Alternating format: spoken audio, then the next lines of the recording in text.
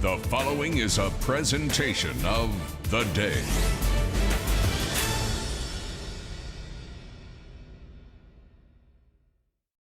Game Day is brought to you by Messier, Massad, Burdick and Associates. An injury due to someone else's carelessness can change everything. The experienced team of attorneys at Messier, Massad, Burdick and Associates understands that life's unexpected turns can be overwhelming, and they are here to help. Whether it's a car accident, slip and fall, or dog attack, they advocate on your behalf. Insurance companies have teams of lawyers on their side, and you can too. They hope you never need their services, but they are here if you do. Call Messier, Massad, Burdick and Associates today at 860-MMB-TEAM or visit mmbteam.com. Messier, Massad, Burdick and Associates. Why have one attorney when you can have a team? It's the ECC Division I Semifinals, Part 3, between the New London Whalers and the NFA Wildcats in the Madison Square Garden of the ECC, the Mecca, the John T. Conway Gymnasium on the campus of New London High School, and the action is all live on Game Day.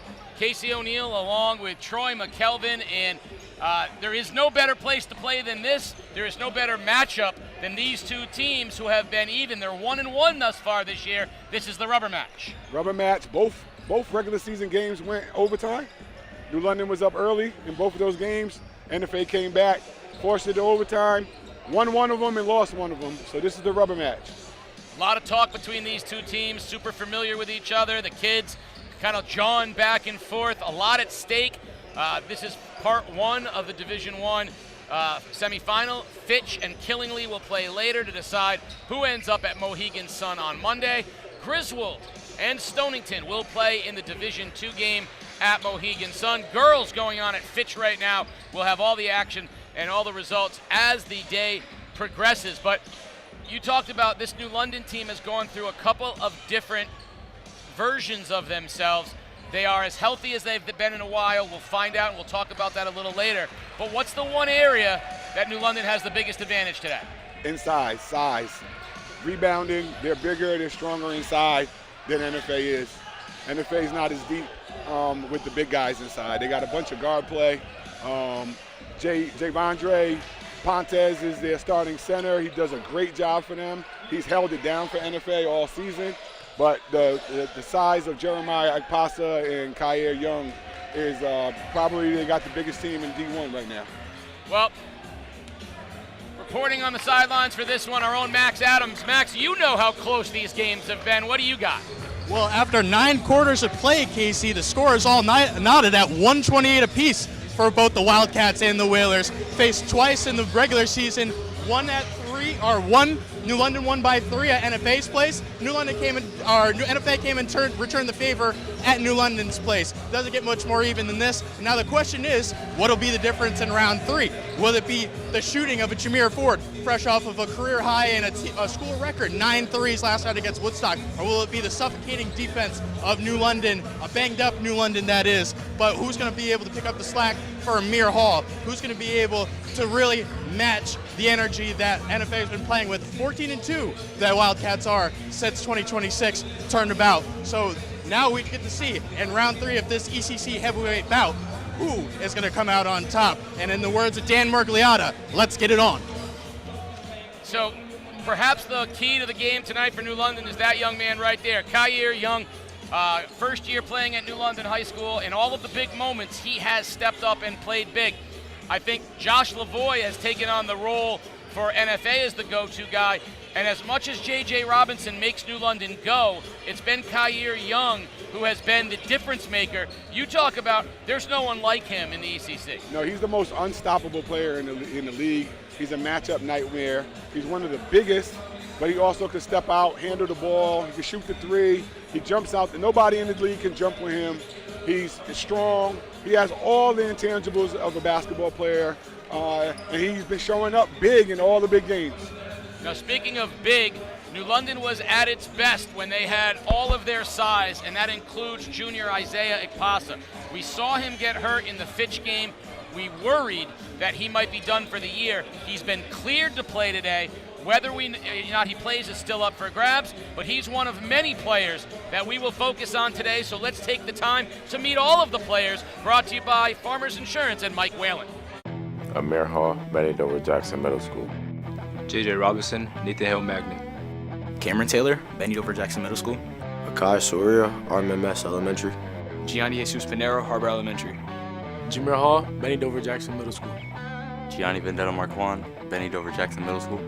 Kyer Young, PS 96 Elementary School. Cassius Ziegler, Benny Dover Jackson Middle School. Keandre Dixon, Benny Dover Jackson Middle School. Isaiah Quassa, Isaac Middle School. Carmelo Sylvester, Benny Dover Jackson Middle School. Idris Brown, Annette Wynn Elementary School. Josh Lavoy, Hebron Elementary.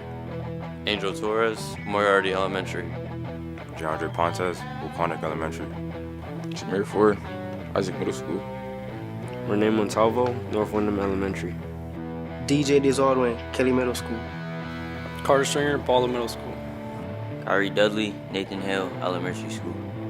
Rashawn Clare, Kelly Middle School. Zakil Joseph, Teachers Memorial.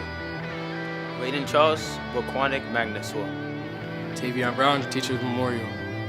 Ted Morrell, Veterans Memorial. Avion Mason, Teachers Memorial.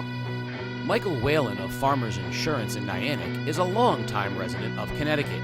With over 30 years of experience within the insurance and financial services industry, Michael Whalen of Farmers in Niantic has built his agency with a strong focus on helping the community address their insurance needs. Whether you're looking for affordable home insurance, auto insurance, recreational coverage, or life insurance to protect your family, stop by the office located just by Midway Plaza in Niantic or call 860-850-4416. Players need endurance, and Mike Whalen puts the endurance in your insurance. Call him today. Today, as in all games this year, all free throws brought to you by Phillies, home of the ECC's best cheesesteak. It's got a brand new location across from the sub-base in Groton. There and at all Phillies locations. If you go in and you say, hey, every day is game day, you get 10% off your cheesesteak. You can even say it as cool as I just did. The Phillies team is hiring, and you can join the Phillies family. Check out the website, therealphillies.com. All timeouts brought to you by CRAC. When life gets a little stressful, take a time out. Go to www.cracct for more information.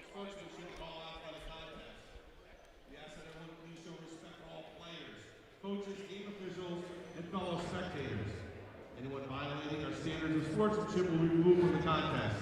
We ask that you cheer for your team, not against your opponent. And those in attendance that are able and willing, if you can please rise for the playing of our national anthem.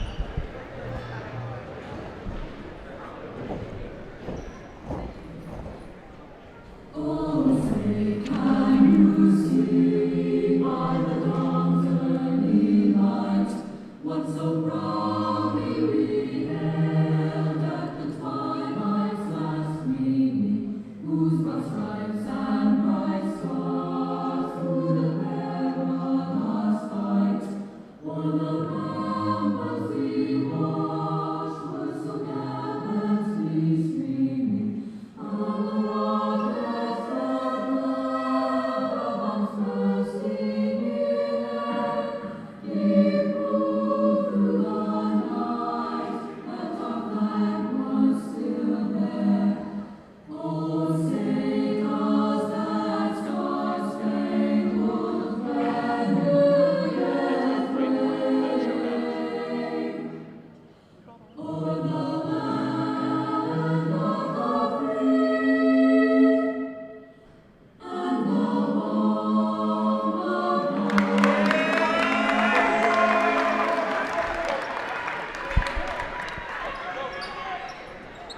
And now, ladies and gentlemen, for the starting lineup.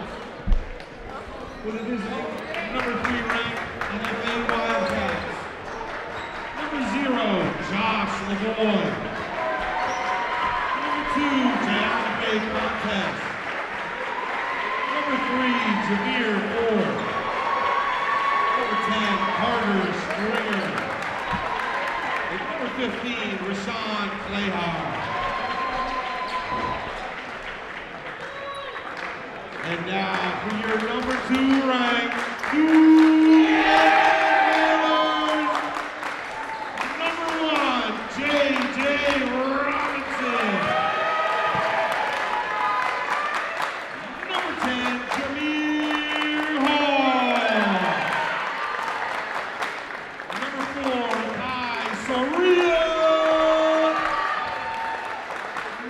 12, Kair Young. And number 30, Jeremiah Ikpasa. The officials for today's game are Troy Powell, Roger Wilson, and Greg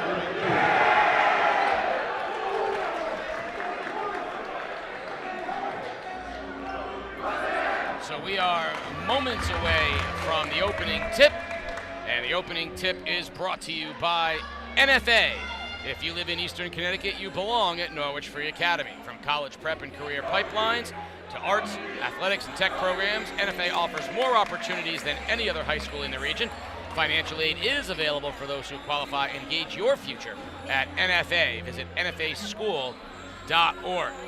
And all great guard play brought to you by the Guard Arts Center. The Breeze Line Winter Cinema Series season passes are still available by visiting guardarts.org. So, as we head into the start of this one, New London, defense, rebounding, transition, NFA, ball protection, perimeter shooting, and then trying to keep it as neutral as possible on the inside. NFA's got to do as good of a job as they can in rebounding as well. Most of the time, whoever wins the rebounding game wins the game.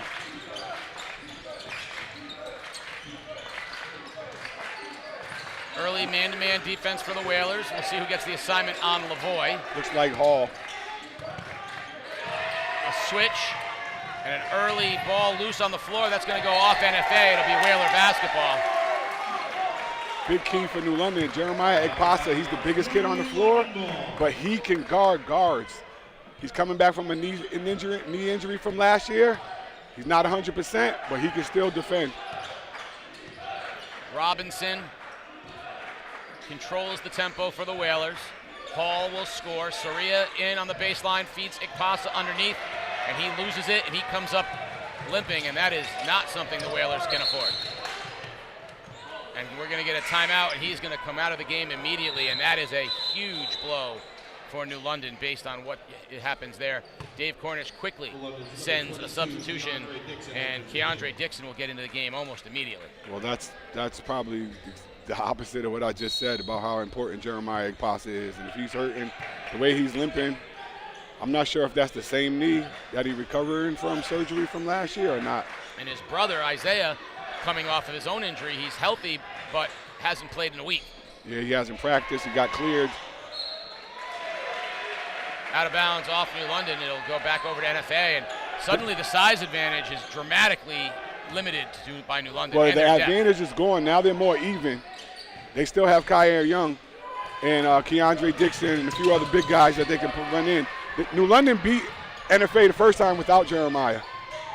Young wild to the basket, no good, and in transition coming the other way. Wildcats running, and an easy basket by Clayhar. He is the go-go for their team as well. One of the best athletes on the floor. He could just go, hard to guard. He's played really well. Yep, that was the backcourt. JJ and Jameer, two senior guards. That's unacceptable.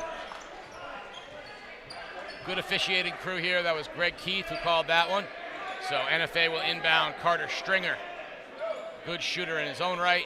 Lavoie out there as well. Jameer Ford fresh off the 9 3-pointers.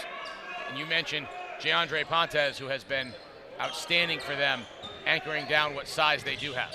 Big J is what they call him in AAU. Big J doing a great job inside. Harassed, kick out for an open look, back iron no good, rebound Clayhar, kick out to Stringer for 3, back iron no good there. But NFA right now with Ikpasa out of the game, doing a good job on the offensive glass, but the Whalers will have possession. Yeah, Clayhar was the leading scorer for NFA in both games against New London.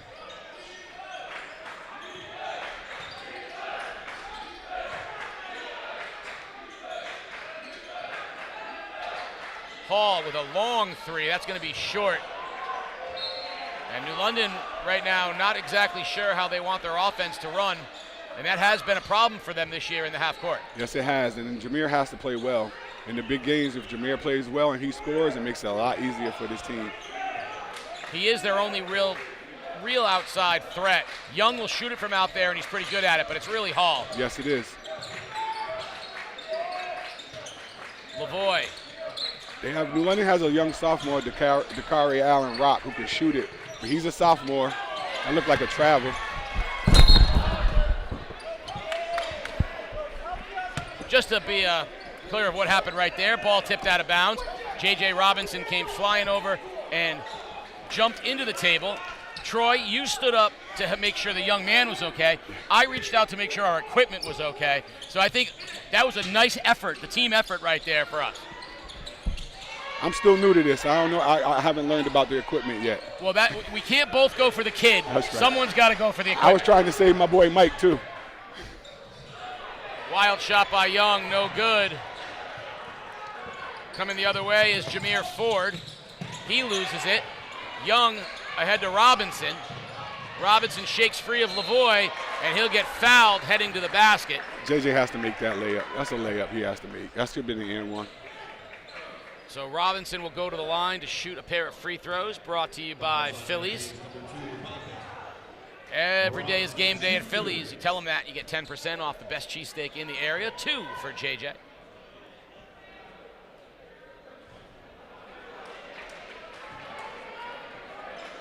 He is, you'd think with his experience that he'd be the most confident guy on the floor, but he goes through stretches where he seems to kind of question his own ability. He can dominate games if he kind of allowed himself He's to. Actually, yes. It seems like he's holding himself back, trying to play without mistakes instead of just playing as hard as he can and just let the game come to him.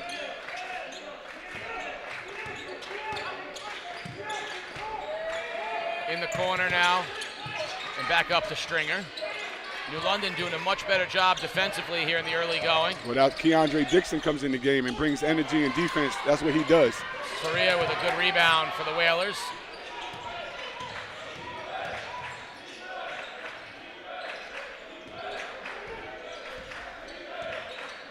NFA in the man-to-man, I thought they would come out in their patented 3-2 zone. I'm sure we'll see it later.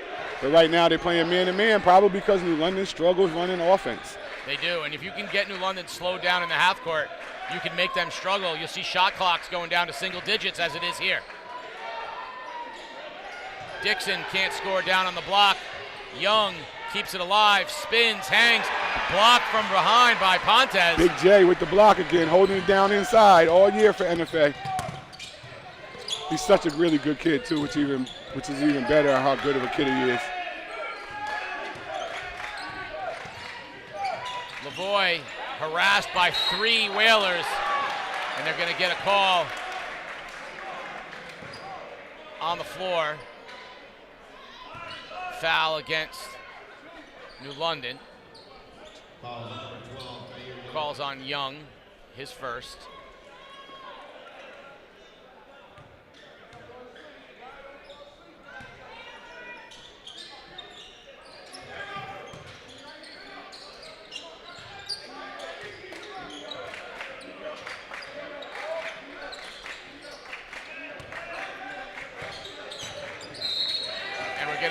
Illegal screen against NFA, so it'll ball go over to New London. Now, to be clear, with 3 minutes and 37 seconds left in the first quarter, the Whalers, on a good effort from Ray Pabon, are trailing 2-1. Pabon really keeping him in the game right now. I mean, getting ground balls. Wait a minute, I'm in the wrong sport. Yes, you are. 2-1 with 3.5 minutes left, Troy. Yeah, the D1 guys are supposed to be levels to this thing, but the D2 games were scoring in the first quarter. Dixon was tied up down low. Possession arrow will stay with New London, but I just can't get over the dearth of points on both sides. These are two teams that can fill it up pretty quickly, and right now, neither has had a good look. No, they're both coming out. Both had jitters. A lot of trash talking. I think New London got shook up a little bit by Jeremiah getting hurt early. Oh, and that's Young's second foul on a bad reach. So now they got no Ikpasas and Young with 2 fouls. The worst possible scenario. And we were wondering if we'd see Isaiah Ikpasa. The word I got from one of the coaches was, I hope not, because it means that there's circumstances. They would have loved to have given him the day off. But instead, it's younger Ikpasa, and it looks like Jeremiah is going to be back in the game here shortly as well. Soria with a big rebound, pushing ahead now for New London all the way to the basket. Yes. Draws the foul. That is a good take from Akai Soria. That is a very good take for Akai. Akai likes to try to pass the ball through guys. So he'll go to the line. He'll shoot a pair. Free throws brought to you by Phillies.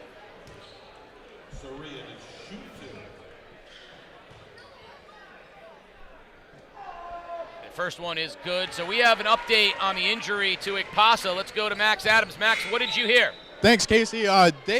Jeremiah went down with a knee injury at the very first part of this ball game within the first 2 minutes, but it seems like he's going back in the game. Trainer said it's just a little knee sprain, but he's good to go.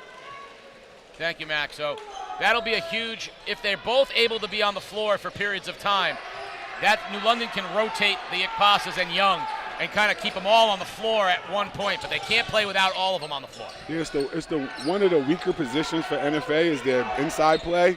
As you see, Pontes is out, and number 23 is in right now for them. That's about as deep as they go for the guys, big guys inside. Josiah Success into the game for NFA. Yes, Josiah.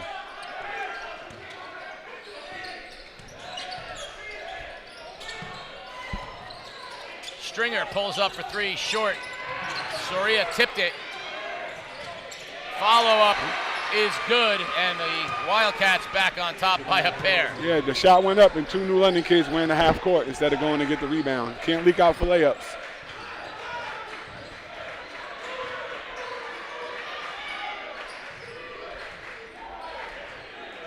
Robinson with Lavoie on him, and we're going to get a foul against Lavoie. Oh, that's the second one for Lavoie. Nope, that's his first.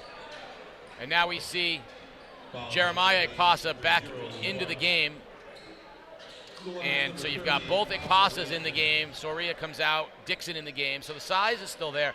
New London, though, right now in the half court has not really had they have not had a good look in the half court. Well, now the scoring's either going to come from Hall shooting it, JJ attacking it, or Ikpasa inside. Isaiah Ikpasa and Keandre Dixon aren't really offensive threats. New London's best offense might be shoot the ball and miss it. And let the guys get the rebound and put it back up. Robinson drives, hangs, and gets the foul. JJ all day. If JJ Robinson plays the way he's capable of, Kyair Young and Jeremiah Ikpasa don't have to play in this game. He's good enough to take this game over all by himself. So he'll go to the line to give the Whalers a chance at a lead. Let's take a look there. Strong, hangs. That's classic J.J. Robinson. Get you off the dribble, get in the air. That's body control and strength, and he scores. Now he's got a chance to put him ahead with a Phillies free throw. He can get to that spot anytime he wants during the game.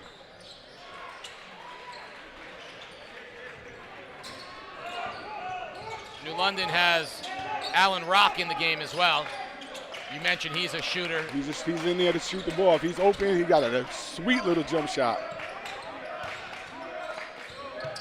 Steal from Robinson. It should be an and one. Ahead with Stringer over the top. He scores, and the Whalers up 3.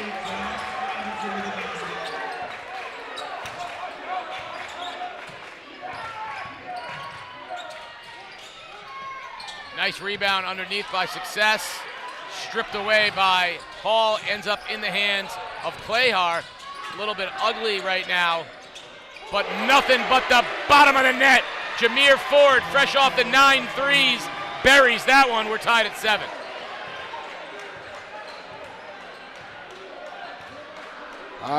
Jameer Ford hit a jump shot and yelled all in Ikpasa's face just now. The referee seen it and didn't call it. I don't know about that one. That's usually a technical foul. Robinson gets a little look. I've seen kids get text for worse. That looks like a foul on the jump shot. Lavoie the other direction now for NFA. Tough assignment for young Allen Rock on the defense. Stringer open for 3, no good. Robinson's going to push. He's going to go one-on-one with Lavoie.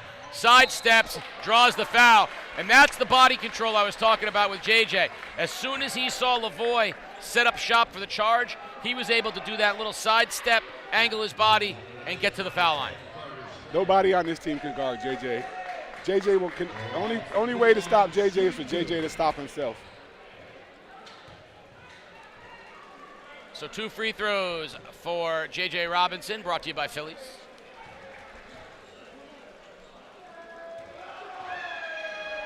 First one's good, so one more coming.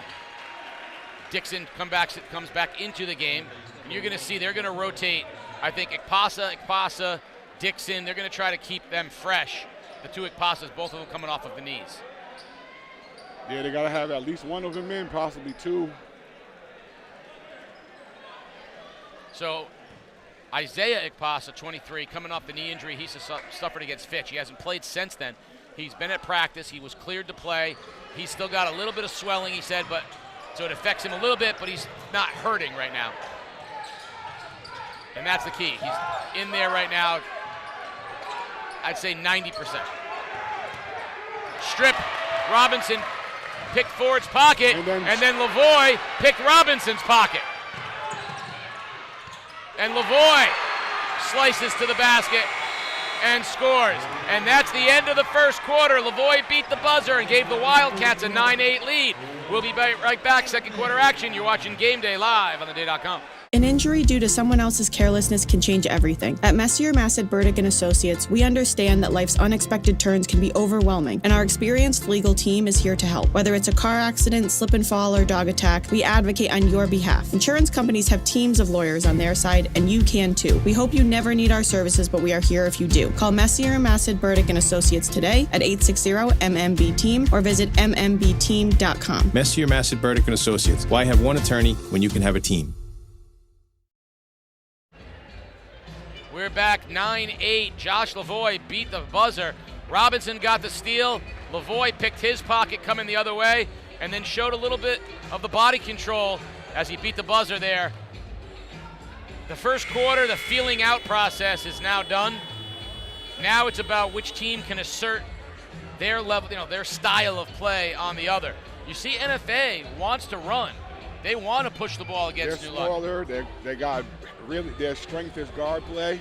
Rashawn Clahere excels in the open court and up and down, and one of the best athletes. Really, really good football player. Josh Lavoie always wants to push it. Angel Torres, number 1, is in right now.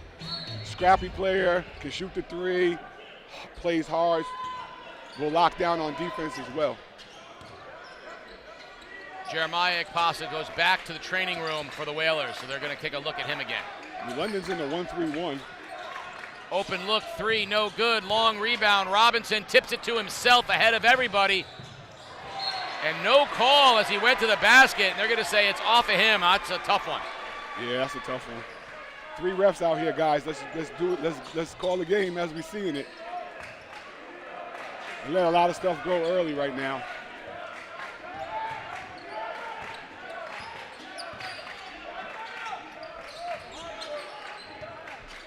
New London, it's like they're in a 1-2-2 little zone. This is different for them.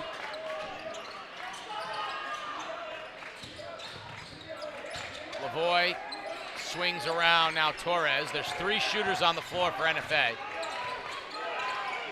There's one of them, Clahar with the 3. Good!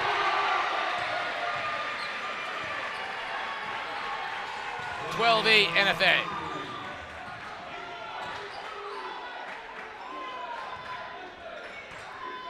And Hall has been very quiet on the offensive end so far for the Whalers. Yeah, and if he doesn't start making some threes, it's going to be really tough for New London to win this game tonight. Dixon kicks out, Hall fakes, drives, pulls up, knocks it down from the elbow. That's a good decision and a nice shot from Jameer Hall. Very good decision for him. He likes to get too far, too deep sometimes. That was like a travel. Wild shot from Clahar, no good, and Hall comes down with a rebound for New London. Allen Rock for 3. And we're going to get an illegal screen underneath, it looks like, against Dixon, which negated the shot, so no shot at all. So NFA basketball.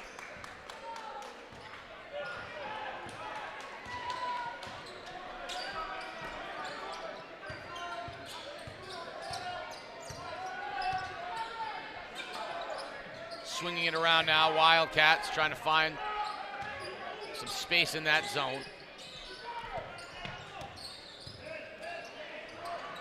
Three in the other direction, right into the hands of Ford, out of bounds. It'll stay NFA basketball. And this is where Young will check back into the game with the 2 fouls for New London. Coach is rolling the dice and hoping that Young doesn't foul. Not something that I've seen him be too good at. He likes to reach a lot. He's got to be smart right now because he does not want to get 3 fouls in the first half. Maybe being in the zone can protect him a little bit, but he's got to be careful on the rebound. The problem is he got Ekpasa in the middle with a knee injury, so he has to play the middle. It would be better if Kyer could be in the middle. He wouldn't have to play outside. Big rebound. Soria's been good getting up high. Foul against NFA. They didn't call it till he hit him the 3rd time. Fouls on Success. NFA only has 2 bigs, Success and Pontes. Pontes is out with 2 right now, and Success has 1. New London should look to attack. NFA switches to the zone, trying to protect Success right now.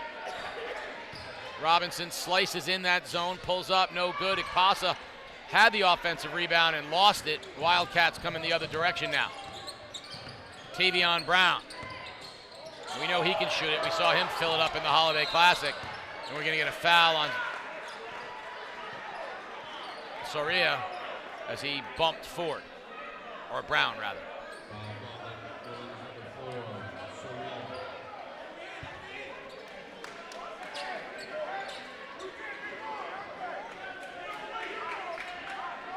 .12-10 here, midway through the second quarter in a very uneven game thus far. Neither team finding a lot of success on the offensive side of things. Most of the points have come in transition. Yeah, both teams are struggling, not really executing offense too much. NFA seems to be settling and looking for only 3-point jump shots. Good hands from Soria, but they're going to get him on a reach, and that's going to be his 3rd. Nope, they're calling it.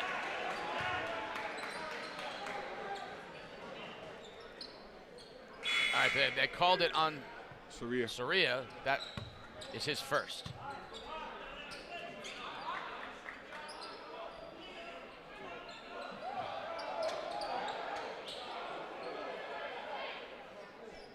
Coach Cornish wanted the officials to talk over something.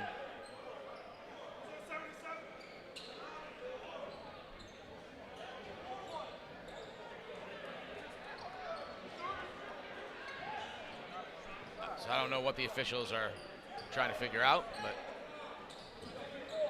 I think more than anything, it is Soria's 2nd. I thought so. So 2 on Akai Soria, 2 on Kyer Young. Jeremiah Ekpasa out of the game, and Isaiah Ekpasa playing on a knee injury at 90%. Without practicing. He's been at practice, but I don't think he's practiced too much. So kid's sucking it up for his teammates. Young got his hands on it. Swing out, Lavoie. Open look, Klehar. No good. Good rebound by Ford. Had position on Hall. Looked to me like Hall had the inside position and Ford went over his back. Good hands by Dixon. Saved into the hands of Ekpasa.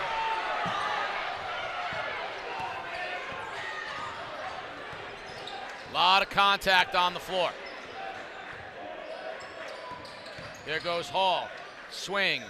Young for a long 3. Got it! Kyer Young with a big 3 to put the Whalers back on top.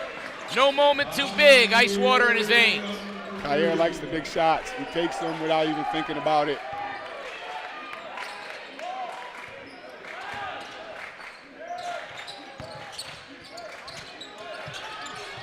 Steal, and Ekpasa lost it. That's twice now the ball's gone off his hands and out of bounds. Isaiah doesn't have the greatest hands in the first place, but he's been injured. He hasn't been able to practice, so he's very rusty. The kid is sucking it up for his team right now. It's very admirable. Soria back in the game, so both he and Young with 2 fouls, along with Dixon, are the bigs in the game for the New London Whalers. Lavoie on the other side pulls up the dribble and swings it over to Ford. Ford had a big night the other night shooting the 3s. I want to see him not settle for just 3s. I want to see him attack the basket. You just pull up jump shot. Clayhar with an open look three, right at the shot clock, no good. Hall, wide open three, got it. Jameer Hall fired up. He needed that shot to go down too. Once he's in the flow, they're different. New London needed that shot. That's the first good look he got. It was in transition, wide open. He knocked it down. If he shoots the ball from the corner, his percentages are really, really high. We're going to get a foul on Soria. That's going to be a hold on him, and that's going to be his third if they stay with it. Greg Keith talking it over with Roger Warner. They're going to see what they got. Jump ball. Greg Keith came in. That's a big call because that would have been 3 on Akai, and instead it's going to be jump ball possession arrow will favor New London.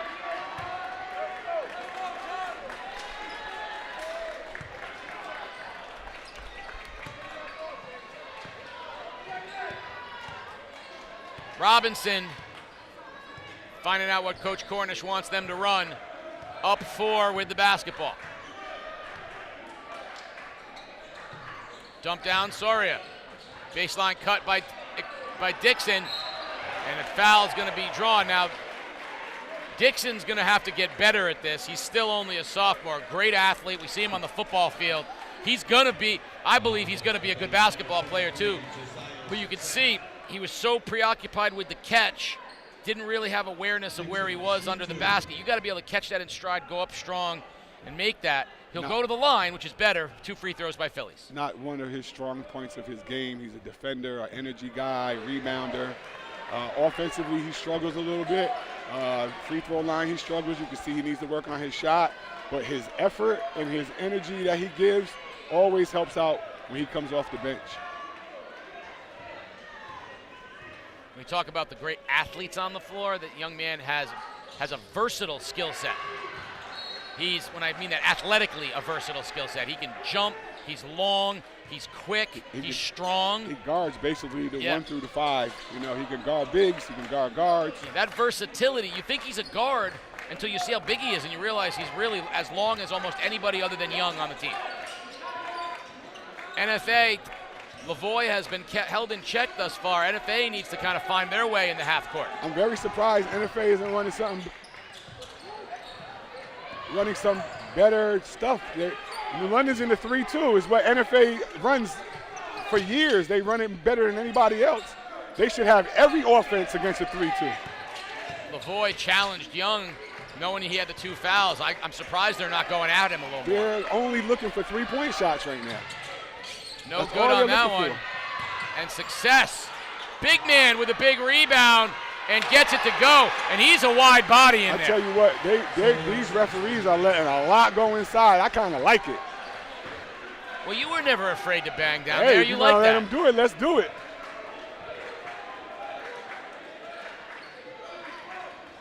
Soria can't put it on the floor like that.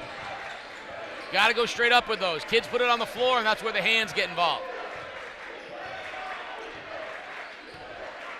It's time to get JJ the ball. Hall tries to penetrate, steps into a shot instead, no good. Steal on the end line was Soria, so it'll stay with NFA, and we're going to see Allen Rock and Isaiah Ikpasa back into the ball game.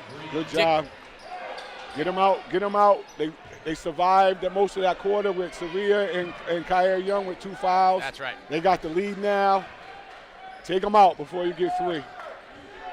Should be 3 possessions left in this game. If each team goes through a normal rotation through. There's Lavoie with his money shot from the free throw line. You get him to 15 feet, and he's automatic. They did a very good job of stepping into that and not letting him turn the corner up until that point just now. Robinson, body control, offensive foul. Couldn't quite get the sidestep. And I'll tell you right now, give Josiah Success credit for the NFA coming in on the heels of Pontez's second foul. That big body, he has done very well for them on both ends of the floor. He's played very, very well. And he's had to play a lot. Like I said, they're not deep inside, so him and Pontez have been holding it down. And they don't really play together a lot. They play it's only one of them and 4 guards. 20 seconds different between the game and the shot clock. Lavoie with Hall on him, swings it over, now Ford. Dump down to Success, he put it on the floor, that's danger territory.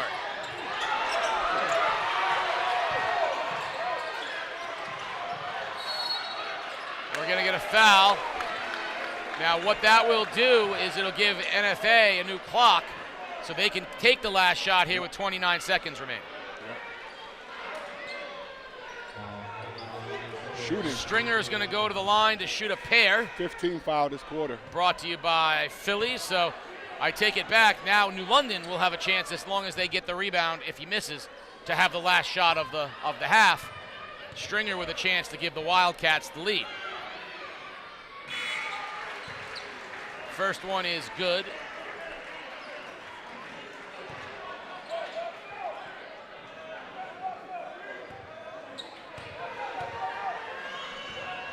Yeah, when he came out of the locker room, he had a expression on his face that didn't say that he was going to be ready to play. Talking about Jeremiah Ikpasa, who's just came out of the training room and is maybe done for the day. We don't know for sure. We'll figure it out. 18-16. Low scoring first half. Robinson's going to go with about 10 seconds left. Screen from Dixon.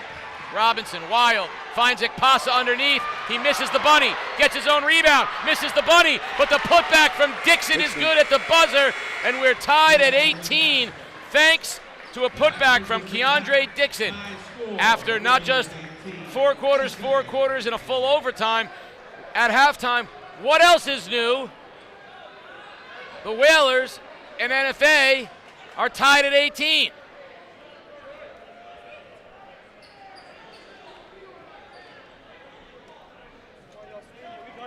Max Adams is going to have a question for Dave Cornish.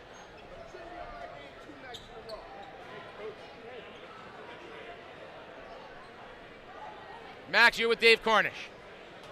I'm here with Coach Dave Cornish. Coach, a lot of bodies flying, a very physical game, not a lot of points on the board. How do you come out and navigate a game like this in the second half with your team already coming in a little banged up? Well, we got to execute. We're like mixing and matching right now. Jeremiah went down on the first possession. Isaiah's just getting back. We're trying to mix and match and find the right combination. We got guys in foul trouble. So, you know, that's why we're really struggling to score right now, because we don't have the right combination on the floor at the moment. And so when going into the locker room, what's your first message to the team trying to navigate a way to get to the sun? Well, they're actually playing hard. They're playing defense. We're rebounding the ball. We just got to work things out on the offensive end, start setting screens, getting guys open for better looks. Thanks, Coach. Good luck in the second half. Thank you. All right, the Waterford Dental Health halftime show is underway. We're going to send it away. You're going to watch some features, and we'll bring back the second half action of a tie ball game, 18-all here in the Division I boys semifinal.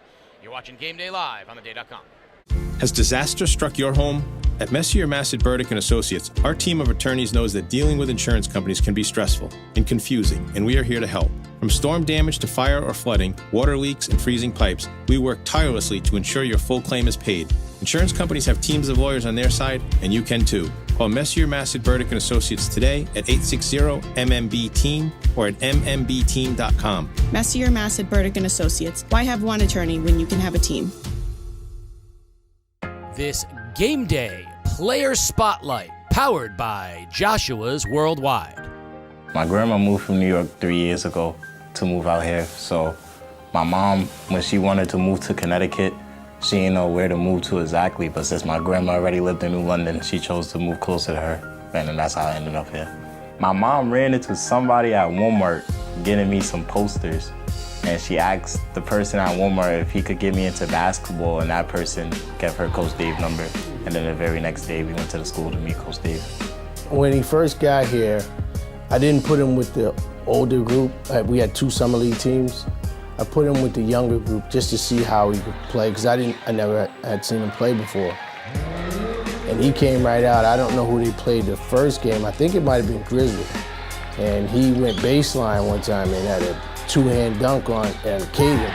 Because I was like, whoa. And then he had a couple other dunks. Although they lost, he was the bright spot. Then I said, okay, this guy can play.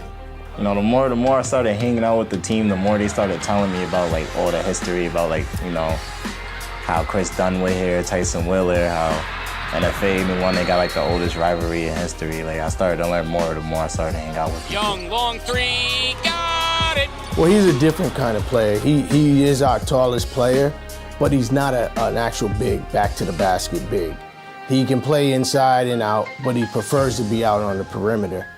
So it was a challenge to figure out how we can integrate him into the offense, because normally when you get a bigger guy, hey, we put him right in the post. We lost all our bigs from last year. But, he fit right in with our style. We like to get up and down the court. He's athletic. So, he fits right in. Big time block from Kyer Young. I see that this town takes sports serious, very serious. I ain't really put pressure. It's just like, I see a lot of names come out of here, so hopefully I could be another name. This Game Day Player Spotlight, powered by Joshua's Worldwide. Josh has been our point guard, actually captain since freshman year. This is third year for him, so we're looking for a big year out of Josh. He's got a lot of experience under his belt, team leader on and off the court. It started off from a young age. My dad was a basketball coach in East Hartford, so I was just always around the game. I remember going in with my brother Saturday mornings. He'd have like 8 a.m. to 10 a.m. practices, and I'd just be on the sideline. Like growing up, wiffle ball out in the yard, we used to, 1v1, I don't know how that's even possible, but in wiffle ball. And then also on the basketball court, get competitive, talk a little smack, I don't know. Turn into a little physical altercation sometimes, but yeah, it was always just a competitive edge, and we've helped each other grow. It was more just the basketball IQ, like the strength of his ball handling, kind of getting the team on the same page. Even in the weight room, right as a freshman, he kind of was one of the strongest kids in the gym. So it was just, you kind of knew it was a natural fit that this was going to be his team moving forward. For me, it's very rare. Obviously, if there's a freshman that can play, I'm a big fan of throwing him in the fire early, and I saw him as one of those people that could handle the pressure early. So I threw him in the fire early. He took some lumps, but he actually hung with everybody, and we'll see this year what panned out. As the point guard, I have to be an extension of Coach Brown, kind of just be another voice out there to lead the team, make sure everyone's doing what they're supposed to be doing. We have a bunch of returning players and even younger kids who are coming up, and maybe they won't play as much this year, but they definitely push us older guys, juniors and seniors, to get the best out of us. What's your role in helping develop some of those younger guys? Just to instill confidence in them. I remember coming in as a freshman, there was a junior here, and he just told me to play my game and have confidence in myself. So I just try to do that with these younger guys and have them just play their game and be confident in themselves. I tell everybody I'm able to sleep for another 2 years because I have a point guard like Josh. This Game Day Player Spotlight, powered by Joshua's Worldwide. He's an energy guy, hustle guy, low maintenance, 4.0 student. And those are the kind of kids you want. You don't have to worry about, very coachable. It's really I've been held to a high standard, like academically, especially from my mom since I was a kid. I've always been on honor rules. I really haven't had any choice, but I've always taken academics seriously, and I take pride in it. Very hard worker. A lot of energy. Savon was our energy guy last year, and Akai wants to wear number 4. And I said, you got to fill, some big shoes and with that number, wearing that number. So he's up for the task. I just want to win. Great teams have a lot of energy. They have somebody that can boost the team morale. And sometimes, there's off days I have, but I always want to be that guy. I always want to bring people up and just see my teammates succeed. And with my teammates succeed and I succeed, our team succeed, and we win. We really have 3 guys, back from last year's team. We played 9 guys. We have 3 back. So we're just trying to fill in the pieces that need be to help those 3 guys and, get back to where we want to get to. On the team, we actually did play together 8th grade. Like JJ, Amir, and Jameer, we all played together, 8th grade, St. Bernard's. And they're also family, so, we've been able to play together. We know how to play together. The three seniors I have coming back are very confident. And we know, with being in Division I, we know we have a lot of work ahead of us to get back to the Mohegan Sun for the chip. But those guys have been talking about it, and they're up for the task. They know there's a lot of people doubting what we can do. So, we got a chip on our shoulder, and we're trying to, exercise some ghosts. I mean, it's not really a lot of pressure. We know what we could do, and some people might count us out or look down on us because we lost a lot of people through graduation or transfers, but that doesn't really mean anything. We're still here to work, and we can show what we can do.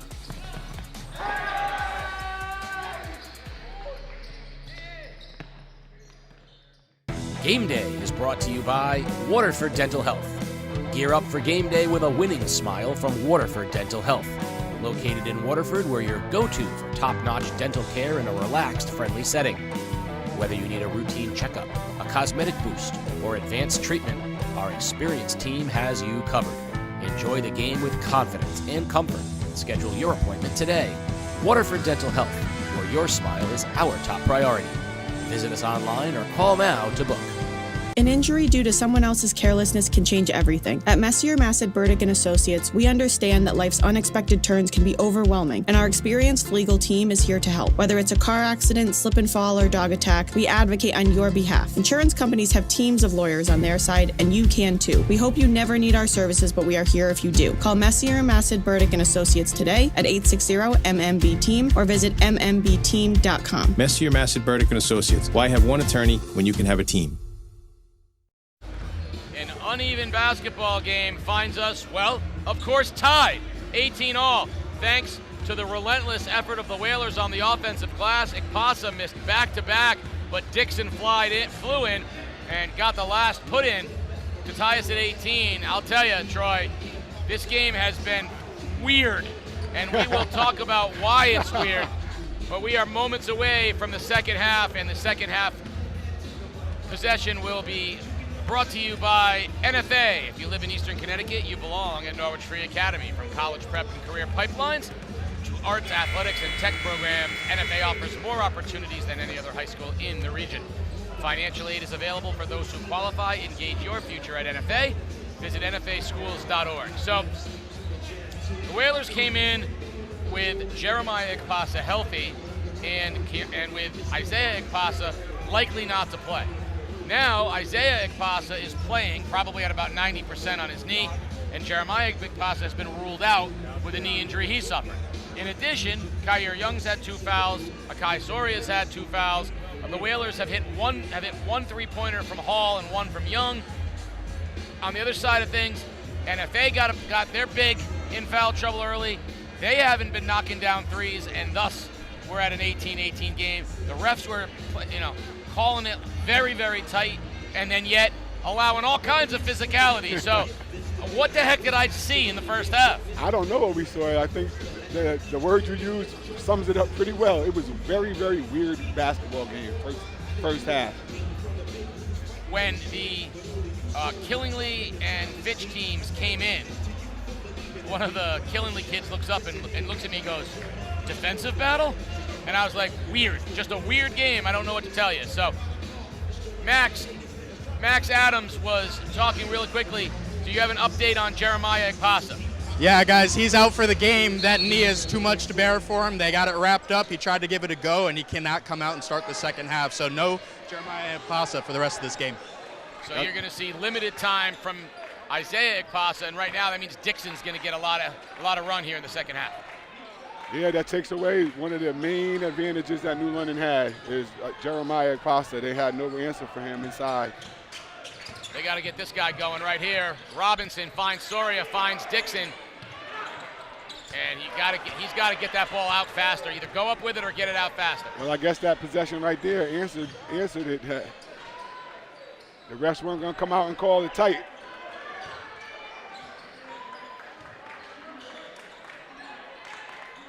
Whalers in the zone.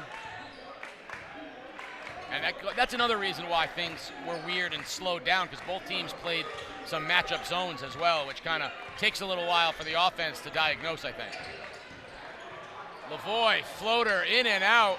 Pontes with a strong rebound, no good. Weak side, Klehar, he spins, no good. Young can't keep it. Stringer pulls up from the free throw line. There is a lid on the basket for NFA. Young comes the other direction. Robinson missed an open haul. Too late now. Wide open. When he's open, they gotta give him the ball for an open shot.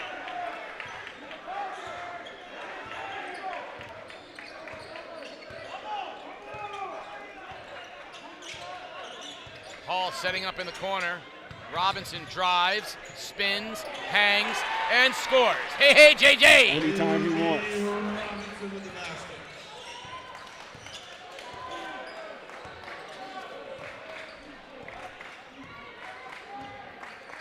Lavoie gets a screen, kicks to Clayhar. Jump step, in and out, no good. Rebound Robinson. Oh, right through the hands of Young as he was streaking to the basket. I like what happened there because Young said, that's my bad, and Robinson said, no, I should have hit you with a bounce pass, made it easier catch. I like that. I like the two teammates both owning up to their part in it. You know, like, my bad, no, I should have given you a bounce pass. And Coach Cornish preaches the bounce pass every day in practice. Ikpasa, Isaiah into the ball game, replacing, and a three from Stringer. So Dixon out of the game, Ikpasa back in.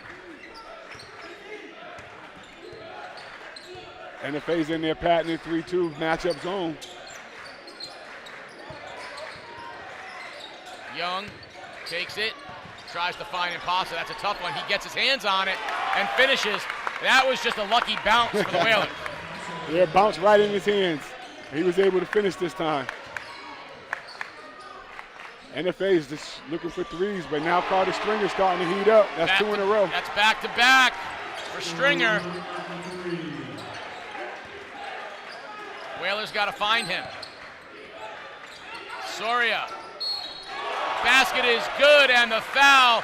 That's how you break a zone. Get it to the high post right on that elbow, and Soria did exactly what you're supposed to do, face and shoot. If they put the right player at the elbow, that's where you attack the zone, and whoever gets it at that foul line elbow area can kill this zone. That's the weakness in the middle of the 3-2. See, the temptation, and you saw there a great replay, the temptation is to try to throw one more pass down low, but I take the elbow and let the rebounders rebound too. That's the next progression. So now when they come out to stop them from taking the little shot, now you dump it down. Kick out, forward for three. NFA, three in a row. Stringer forward.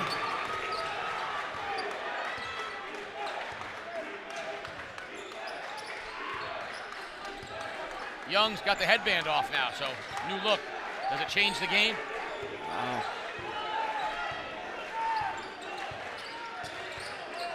Gets a screen from Ikpasa, drives, hangs, floats. No good, no foul. It's a bad shot right there. Not what they wanted. Yeah, no, Lavoie in the other direction now. Also a difficult shot, but he makes it over Soria. 5-point lead, and the Whalers take a timeout.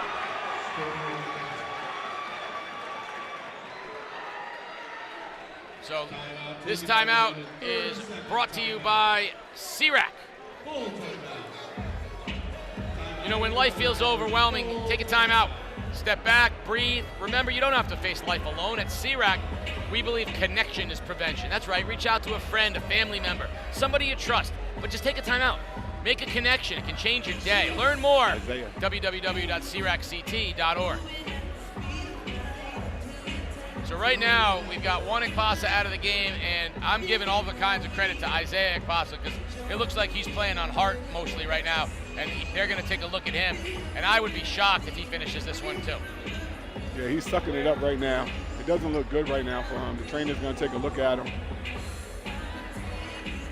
We're going to find out anything we can from the Whaler huddle, but right now it looks like Jeremiah Ikpasa has already been ruled out, and it looks like Isaiah Ikpasa might get ruled out here shortly as well. It's just Coach Cornish is going to be aware that they've got more games to play, but beyond that, these kids they're not going to put anybody at risk, you know, furthering an injury that they have. Yeah, the New London trainer is a really good guy. He knows what he's doing. He's very professional. He does a really good job with the kids. And he also looks like he can bench press my car. So I would listen to whatever he has to say. and he's going to take Isaiah Pasa in the back. Take a look at him right now, but Dave Cornish, thought he was getting healthier, and instead might be really limited. They might be 6th rotation at this point. Story of this season, the injuries.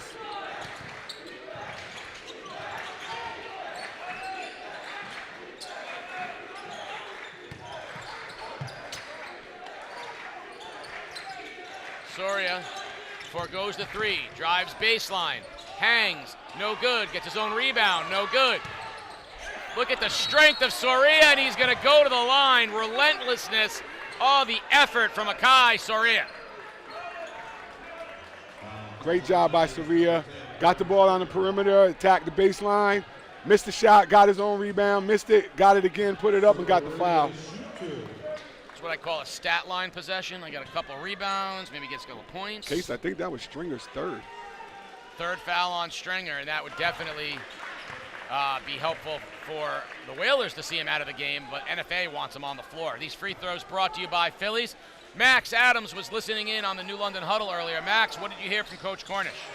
They are trying to calm down the bench, the players out there. They lost another in Paso as Isaiah went back to the locker room with that nagging knee injury. They're just trying to calm everybody down, get somebody set on offense, and execute a play call. Lavoie, nice look to the cutting forward inside to Pontes. That's a good possession for NFA.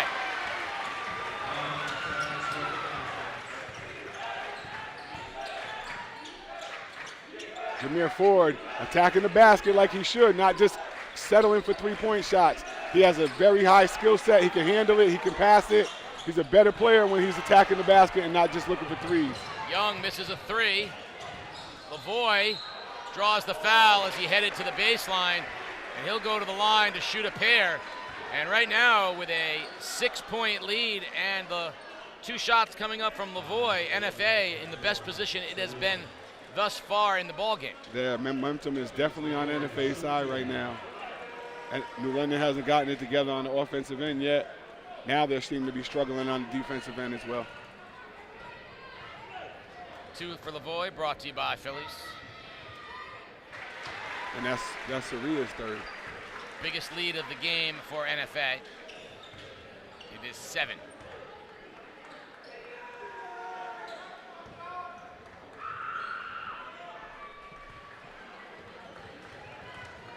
One more for Lavoie.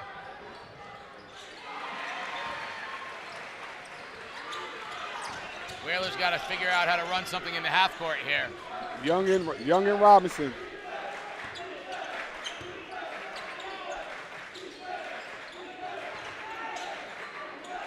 There it is at the foul line. You got to catch the ball though. He's calling for it, but he got to catch it. Clayhar in the other direction. Ford finds Stringer.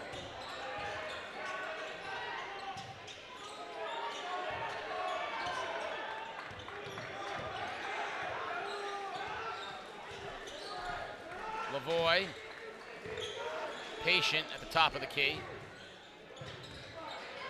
Ford went the 3. Stringer now. NFA this time letting the shot clock get down into single digits. Ford, pull up 3, no good. Rebound, Soria, he's up to over 10 rebounds. Robinson loses it on the floor, regains it, finds Young, and that was a break for the Whalers, and a heads-up play by J.J. Robinson. Way not to give up on Young. He kept it coming to the basket. Robinson picked it up and gave it to him from sitting on the ground. Clayhar, hard foul as he got to the basket. He went down hard. He'll go to the line to shoot 2. Strong take, hard foul. Very strong take. Somebody should have tried to step in and take a charge.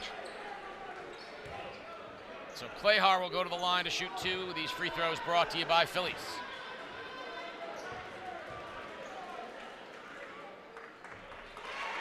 One more as the lead is 7.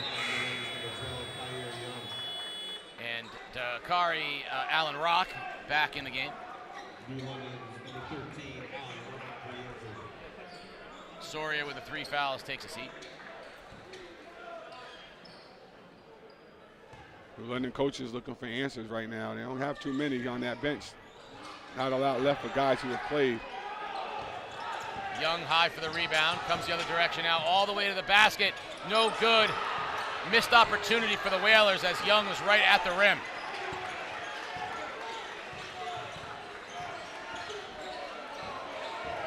Lavoie loses it, but we're going to get a blocking foul on Dixon. I think that's a late bailout call. That's a charge. If that's not a charge, there is no such thing as a charge. That's just not a good call. So that foul is going to go against Dixon. NFA will maintain possession, up 7.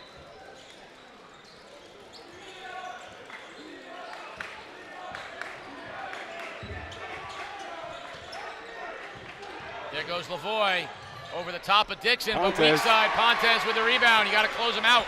No box out, no big guys, nobody inside rebounded.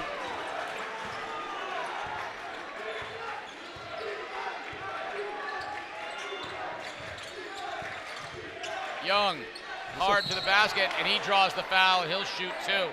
Kyer Young banged by Pontes as he got inside, and he'll go to the line for a pair of free throws. J.J. Robinson's been very quiet since he got that charge on him. That charge has made him less aggressive right now, and that's not what New London needs. They need J.J. Robinson and Kyer Young to score. And they need Hall to get. He's their only three-point shooter. They need some threes if you're going to get back from a 9-point, type of deficit. And you got to make your free throws. Got to make your free throws.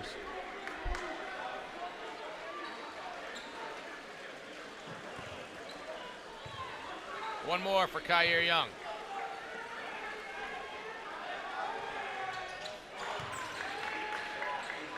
Lead is 8.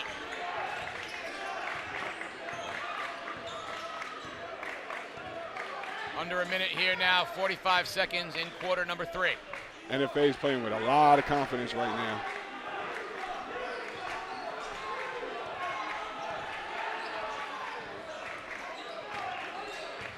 Lavoie being guarded by Hall.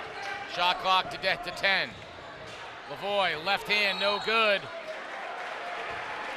And we're going to get a foul. Another foul on Dixon.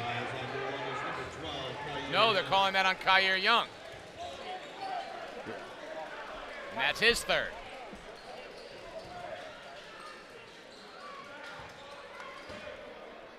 Josh Lavoie will shoot a pair of free throws, brought to you by Phillies. The New London defenders can't come close to the NFA guys, but on this end, it seems like they're not getting the same calls on the other end.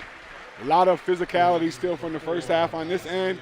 Touch fouls down the other end. All swinging, all in favor of NFA right now. The momentum is totally on their side. Kyer Young has 4 now.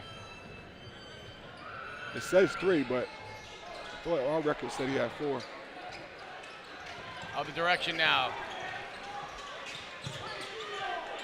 18 seconds remaining in the quarter. Robinson. Travel. NFA gets a chance at the last shot of the quarter. Up 9.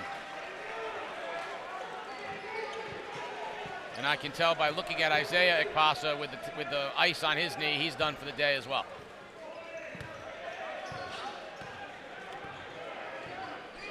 NFA probably hold for the last shot right here.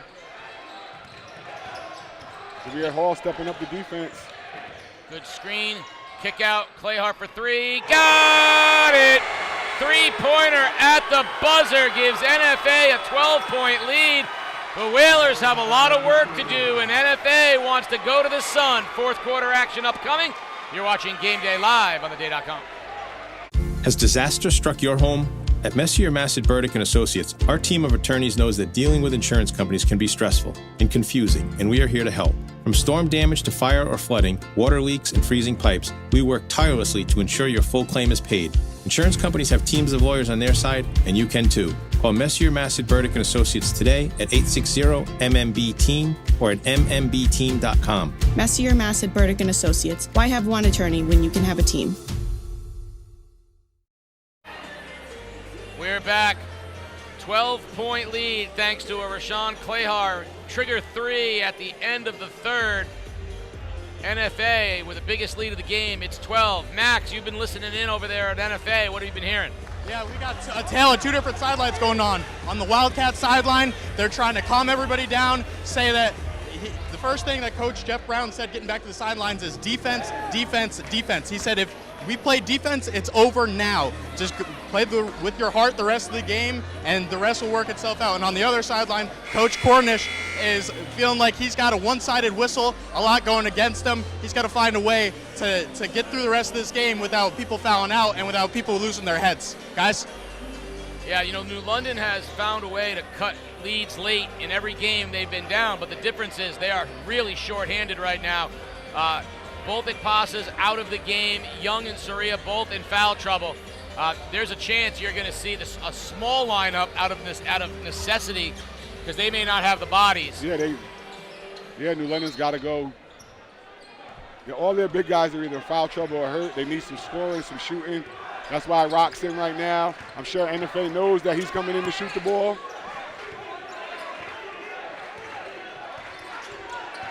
Hall drives, pulls up, no good. Nice rebound by Stringer. And we're going to get a foul against Carter Stringer, swinging the elbows evidently, and that'll be his fourth.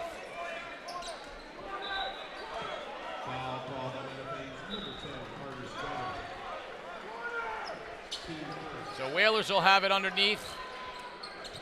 Hall will inbound. Oh, New London got lucky on that one. Stringer looked like he was doing exactly what he should have done on that right there.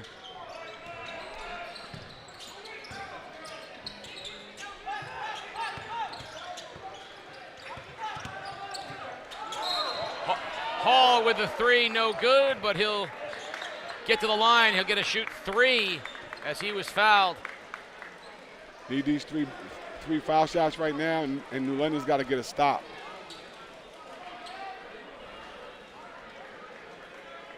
So at the line to shoot three, Jameer Hall. And you need all of these. Or every one of them. And then New London's got to lock in on defense and get a stop. NFA has to take his time and keep moving the ball, find an open guy for the shot like they've been doing. When it rains, it pours. And right now it is raining for the Whalers.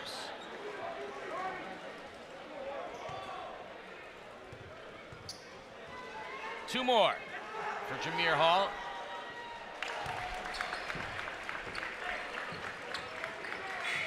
And Cash Ziegler into the game for the Whalers. I mean, and it's nothing against Ziegler, but it says a lot that in the fourth quarter of the semifinals of the ECC, he's checking into the ball game, because that's just an example of the war of attrition that's going on with New London right now. Yeah, they're almost empty their bench, trying to find answers right now. What do you know about Ziegler as a player? Long arms, very confident in his game, hasn't played a lot of varsity minutes. Success, missed it right at the basket. Here comes Robinson, finds Dixon. Dixon tied up by Lavoie. And we're going to get a jump ball. Possession arrow will go over to NFA. Dixon's got the problem that when he catches it, he's not confident going up with the basketball, and he takes that pause. He's not an offensive player. He struggles on the offensive end. Success with the good defensive play this now.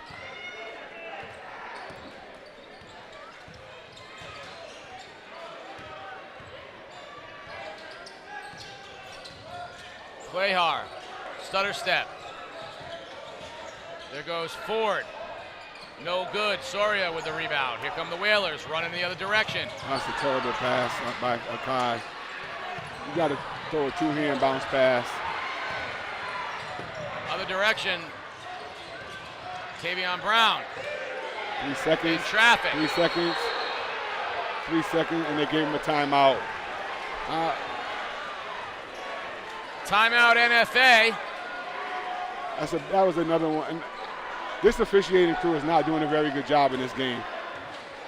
The guy was in there for at least 5 seconds, and they gave him the timeout on that one. Down here on this end, the guy swinging his elbows like he should do. He didn't have him extended in anything, and they call an offensive foul. Well, even the toughest, manliest men face life's challenges. Right now, there's a lot of men on the floor facing these challenges. It's okay to admit it. Stress, anxiety, these things, you know, sometimes. But you're not alone. Take the 20-point head inspection at mantherapy.org and start putting your mental health first. It's quick, simple, and designed to help you recognize the signs before they get overwhelming. Man Therapy. Therapy the way a man does it. So, 10-point NFA lead. They'll have the basketball, and I think this is going to be a game that, you know, no matter what happens, this has been a horror show for New London. Oh, it hasn't been a good basketball game to watch on either end, and it's been even worse for New London. Had an 18-18 halftime score. Got a little bit more offense.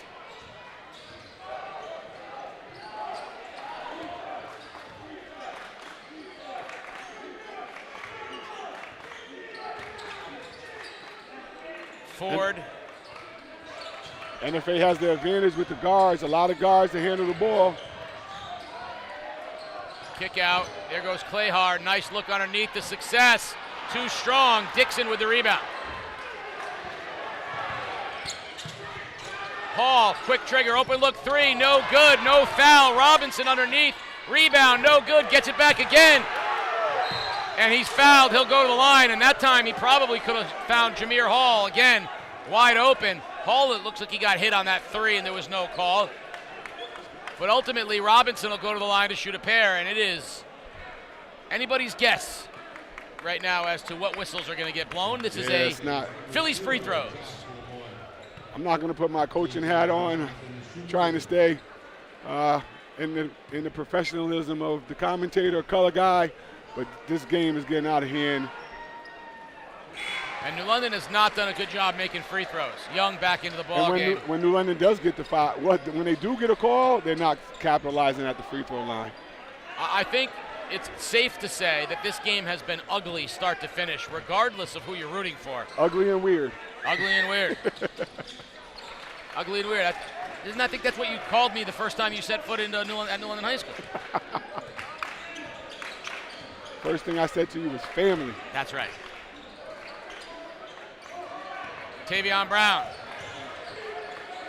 Clayhard. Ford, Pontes, and Lavoie. Clayhard. Nifty move, and that was silky smooth from Rashawn Clayhard.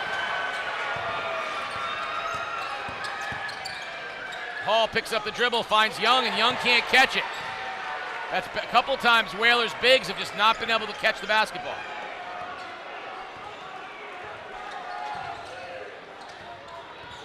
Lavoie, good body control, can't get it to go though. Robinson comes out of the pack now for New London. They got numbers. He finds Soria. They need an easy basket. They got it. And Dave Cornish is going to call a timeout as they've cut the lead. They've got it to single digits now. It's 42-33. We're going to take a break. We'll be back. You're watching Game Day Live on theday.com. Harbor Helpers Marine LLC is a locally owned marine service company based in Waterford, Connecticut, delivering professional boat detailing, hull cleaning, waxing, and marine maintenance throughout the area. Built by young boaters with deep local marina ties, Harbor Helpers is known for reliable service, sharp attention to detail, and results you can see on the water. From weekend cruisers to working boats, Harbor Helpers helps keep Connecticut's fleet looking better and running stronger all season long. Babbitt Home Improvement is a local veteran-owned business providing affordable home improvement and maintenance services. From windows, decks, additions, siding, and more, they do it all. No project too big or small. Give them a call today to get your free quote on your next project. You won't be disappointed. 860-319-4418. NFA with a 9-point lead, 5 minutes and change remaining, looking to get to Mohegan Sun and win the rubber match against New London. Max, you've been sitting there listening to the New London sidelines. What did you hear? Casey, it was Dan Spellman, the assistant, for New London, really taking over this last huddle, not Dave Cornish. And as far as assistants go, Dan Spellman's about the best you could get. But he said you cannot trade baskets with him. You got to go down, get a stop, go down, get another basket. And that'll dictate the rest of this game. If you guys control the defensive end, it'll give us offense. And that's what they're looking to do. Same message as Jeff Brown gave at the end of the third quarter. It's relayed now to New London. 5 minutes is a long time in the shot clock era, but you have to get stops. From the beginning of this game, it has been downhill for New London, and they're still in the game. This game is not out of reach. A couple stops, and they're right back in it. It would seem like they're down 20, but they're not. They just need to get a couple stops. But Clahere is the New London killer. He's been killing them every game so far this year. Open look three. Jameer Ford. He's Ford tough. And he puts him back on top by a dozen.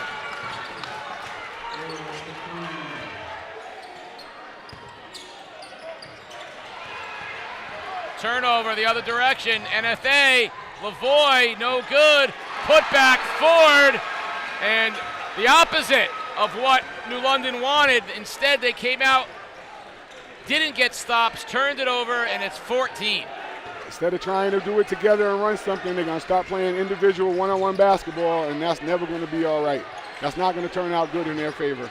They got to stay together and play together. Robinson, baseline. Stolen by NFA off the foot, out of bounds. It'll be Whaler basketball.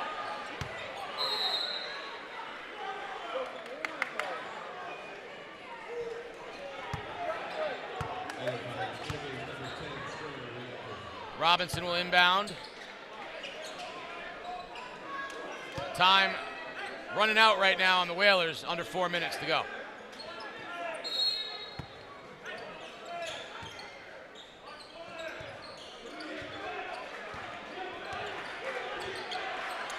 Young forgoes the three, gives it to Robinson, baseline, he finds Young again. Basket is no good. That was all the way down and then some, but Kyer Young will go to the line to shoot a pair. Sometimes it's just not your night. And this might be one of those nights for New London. They can't make layups, can't do a lot of things. Layups and free throws. Basics. Yeah, two things you're supposed to make, right?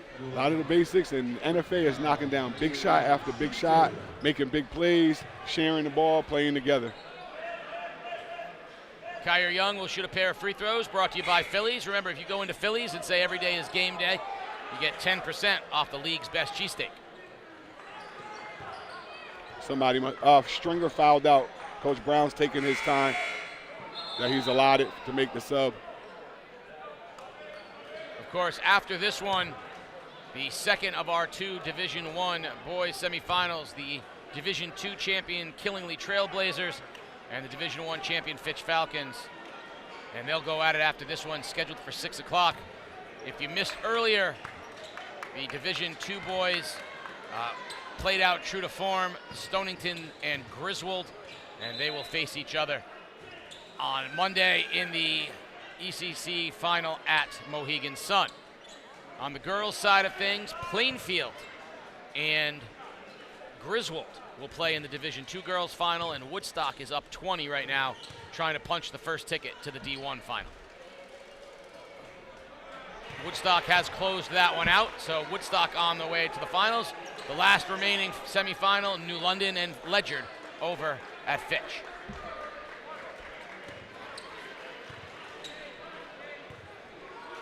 Young with a second of two free throws. Missed that one as well. I tell you, the Whalers are getting opportunities. They are not, the difference has been NFA seizing opportunities and New London squandering them. NFA is making shots. They're getting shots for the guys where they want them in their spots. New London's getting to the line, but not capitalizing.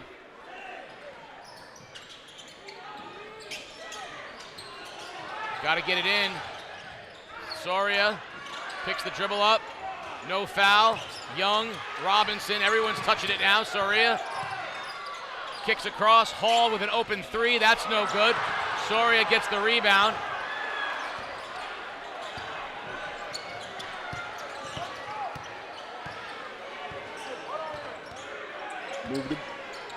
New London's got to move the ball.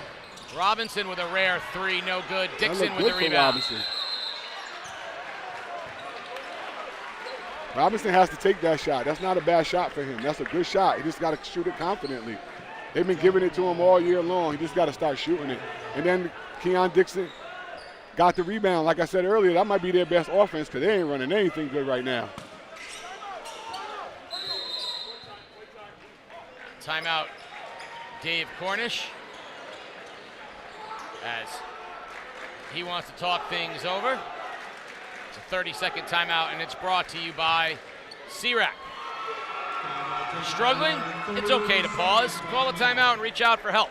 Talk to someone you trust or call text 988 for free confidential support. 988 for free confidential support. You're not alone, and you have options. Your life matters. Take a timeout today because asking for help is a sign of strength. Learn more at www.cracct.org. 33-47, 14 points. NFA on top here with 3:13 remaining in what has just been a funky game from start to finish. Each team has had some foul trouble. New London obviously has had some injuries, players playing, but the big difference, like you said, NFA's made shots when it's counted. Whalers would have the ball underneath. Coach Cordes called timeout on the inbounds play. Let's see what they run here. See if they can get a quick basket and then get some stops, maybe put some pressure on. They got a quick three from Hall. Oh, okay, now here comes the pressure. Something I thought New London should have been doing. And a travel on Tavion Brown. I come from a school where New London should always be pressing. The fact that they haven't done it until now, maybe it played into their hands, maybe not. But that's one turnover off the press already. NFA's got to just get the ball into Josh's hands and let him facilitate. Kyle Young, lucky he got away with illegal screens just now. Good closeout defense. Soria, no good. Gets his own rebound. Finds Young underneath. And the lead is now down to 9. Deshaun Clahere in the open court. He's hard to guard. Oh, come on. Foul against New London. That one's against Dixon.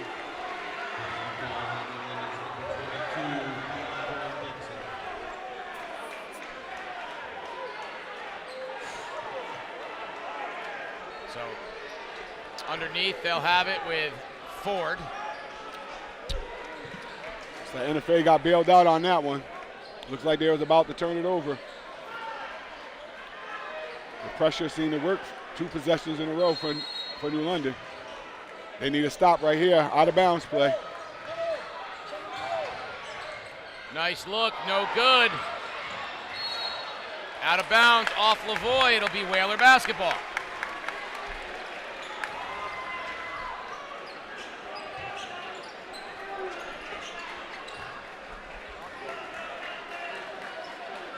Rolling the ball, by the way, with no pace doesn't really help much, just, because it doesn't advance the ball all that much. Well, the clock doesn't run. No, but it doesn't advance it far enough. You got to roll Well, you got to roll faster. it a little bit better, yeah.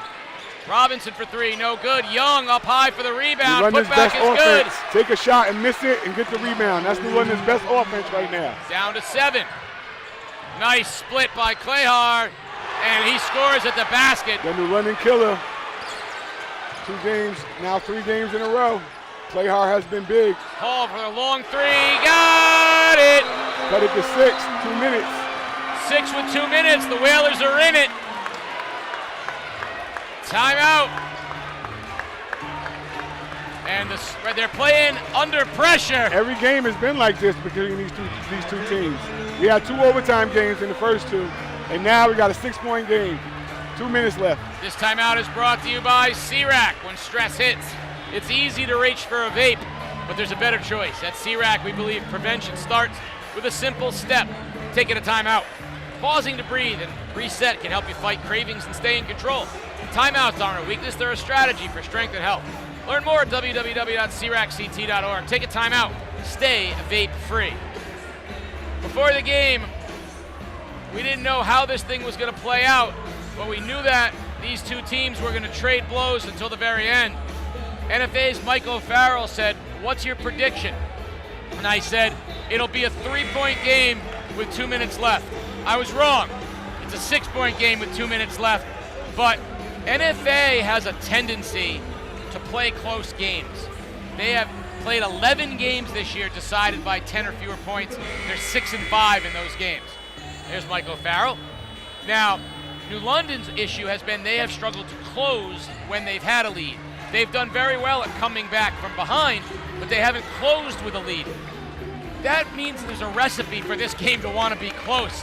NFA, if it weren't for Clayhard, I don't know that they would be in this. Clayhard always does it against New London because he's athletic enough to be able to, he's probably more athletic. Trapped in the corner, timeout. Timeout, NFA. Jeff Brown, we're going to take a quick break. You're watching Game Day Live on theday.com. Even the toughest, manliest men face life's challenges, and it's okay to admit it. Whether it's stress, anxiety, or just feeling like things aren't going right, you're not alone. Take the 20-point head inspection at mantherapy.org and start putting your mental health first. It's quick, simple, and designed to help you recognize the signs before they get overwhelming. Man Therapy. Therapy the way a man does it.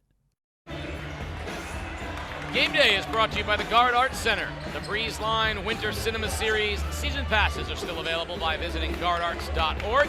Go to the Guard Arts Center. Great events always at the Guard. We've seen great guard play in this one. A lot of great guards in this game. But it's been the play of some of the bigs that has really gotten the most attention, whether it's injury or foul trouble. But guard play here coming into effect as New London is putting on the pressure. And they got the ball in Josh's hands as they should. Now, if you're New London, you need to stop. If you're Gotta get a NFA, stop. you just need a good possession. Got to get a stop. Lavoie Blocked strong by to the basket. Kyle Young blocked that. Young got a piece. Here Ball comes spotting Soria up the in other the corner. direction. And we're going to get a foul. And Akai Soria will go to the line to shoot a pair. These free throws become more and more crucial as they are cutting into this lead that is now 6. And New London hasn't done it very well on the foul line when they've needed them. Soria to shoot 2. 4th foul on Pontes. Now, both of the first 2 games went into overtime. Yes. With all these players hurt and with foul trouble, wouldn't it be just like right on par that this game goes into overtime? I was thinking the same thing earlier. I said this one's going to probably go into overtime too. It really shouldn't with the injuries that New London has. NFA was on their way, but New London didn't give up. They stayed with it. Numbers in the other direction. Missed opportunity from Clayhar. Other direction. Hall drives to the basket. Pull-up jumper, no good. Dixon tried to save it. They couldn't. And we're going to get a foul at half court, which was necessary because NFA had all the numbers. But again, missed opportunities. If Jameer didn't shoot the 3, I would have liked to see him pass that inside. He kind of forced that one, but he's hot, so I don't know. He probably should have shot that shot, but I think he has somebody to pass it to. Fouls on Robinson, his 3rd. And that's a good foul because the NFA had numbers. Yeah, they're about to get a layup. And he's only got that 3 with 1:11 left, so he's feeling all right. New London's got to suck it up. A lot of guys playing a lot of minutes. Brown drives baseline, kicks, open look, forward for the dagger 3, no good. Rebound, Claire. Nice look underneath the forward and the finish, and that might be the dagger. The basket that closes it. The lead is back to 7.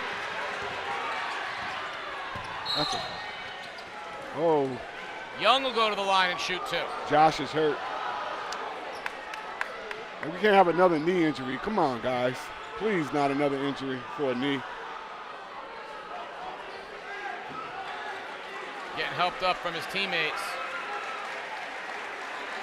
He's moving around a little better than that's okay. He looks like it, but Josh Lavoie is the engine on that team. They cannot afford him to not be on the floor. So Kyer Young will shoot 2 for New London, down 7. Now at the end of this game, remember we're gonna send it away right at the end of this game. We'll come back. Game 4, or the second game of the doubleheader, scheduled for 6 o'clock. But you can find the player of the game, the coach's interview, and the defensive player of the game all on our social media at Game Day CT. First one good for Young. Free throws brought to you by Phillies. So again, at the end of this game, we're going to sign off immediately, and you're going to go to our social media for the player of the game, the coach's interview, and the defensive player of the game, and then we'll be back with Killingly Fitch. So, Case, right now, New London has to make this free throw, and they have to foul because they got a lot of fouls to give, and it's going to take some time off the clock. So they got to go for a quick steal or a trap. Timeout, NFA. We got a timeout, NFA, so we're going to send it away real quick. You're watching Game Day live on theday.com. Your mind matters. CRAC believes mental health starts with a simple step, taking a timeout. When life feels overwhelming, pausing for just a few minutes to breathe and reset can make a big difference. Timeouts aren't a sign of weakness. They're a tool for strength and resilience. Join CRAC in creating a culture of care. Learn more at www.cracct.org. Take a timeout. Strengthen your mind.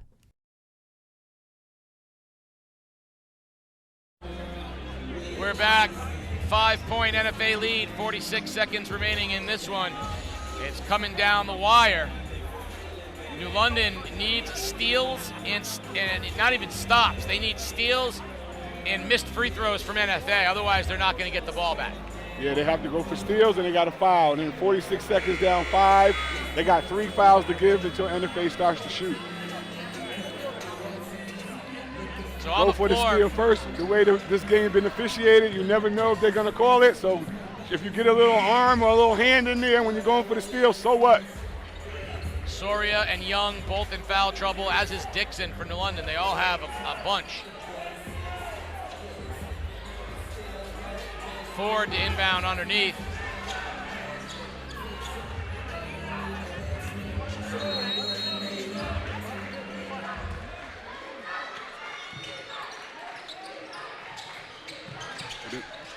That's off the foot. Oh, they're calling it off of New London's foot. I thought that was off of Lavoie's foot. Yeah, I think he got that right that time. He got it right. Yeah. He got that one right that time. It would have been a big turnover for New London right there, but he dribbled it off JJ's foot. Off of Hall or Robinson? It was off Robinson's foot. Yes. All right. New London's got to do the same thing they just did. They wanted to get the ball to Josh. Yep, that's what he should do. Make the refs call the foul. Good job. That's what they should do. Especially in a game that's been officiated like this, a little bit of push or a little slow reach, it helps. They got to do the same thing again. I believe that foul was called on Kyer Young. Or Soria. Either way, it's going to be the 5th on one of them. So let's see if they.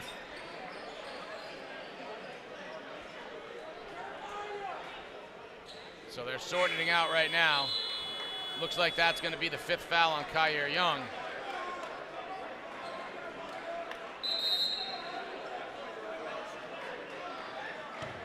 And yeah, so we're going to get Cash Ziegler back in the ball game as Young is out. So Cash is Ziegler in the game because he'll play better defense, and Dakari Allen Rock is the better shooter out of the two, but Cassius is the better defender.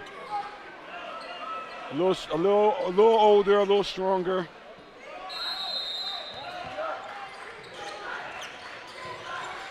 NFA. Oh, he pushed off.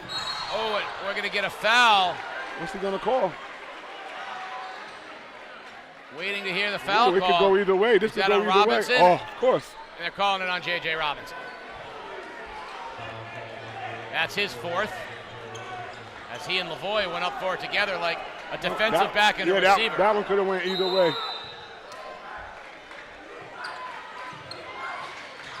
They got Lavoie trapped, and a quick foul is called on Soria, and I believe that's going to be his 5th. That's just a bad play by Akai Soria. He has 4 fouls. They had him in the corner where you want the trap to get.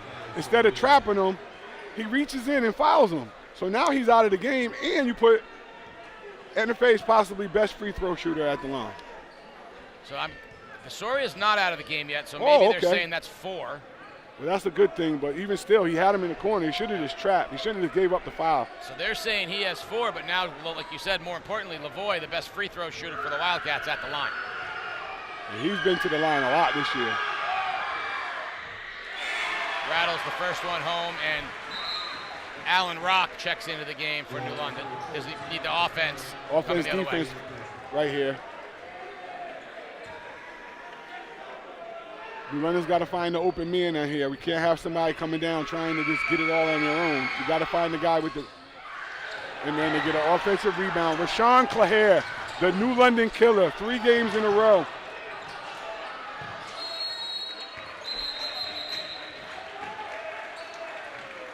So a foul. Well, you got Kyair Young, Isaiah Ikpasa, Jeremiah Ikpasa all out of the game right now. It's your starting front line. And that's also the advantage that we talked about in the beginning of the game that New London had.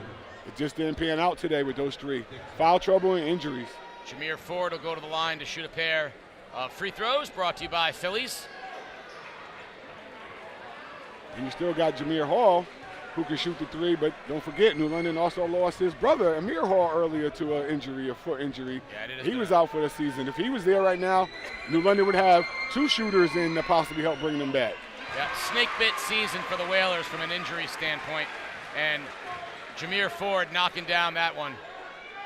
Well, nobody's going to give Coach Cornish no excuses, but to be 14-5 with the injuries and the things they had to deal with this year is not too shabby.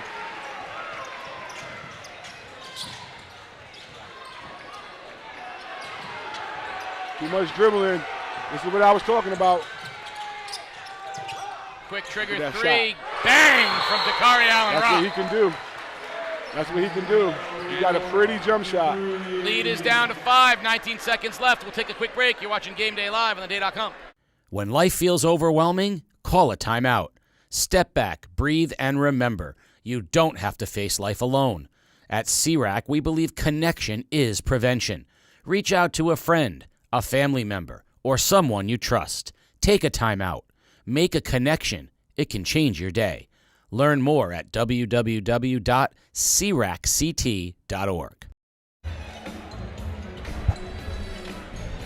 19 seconds left in this one.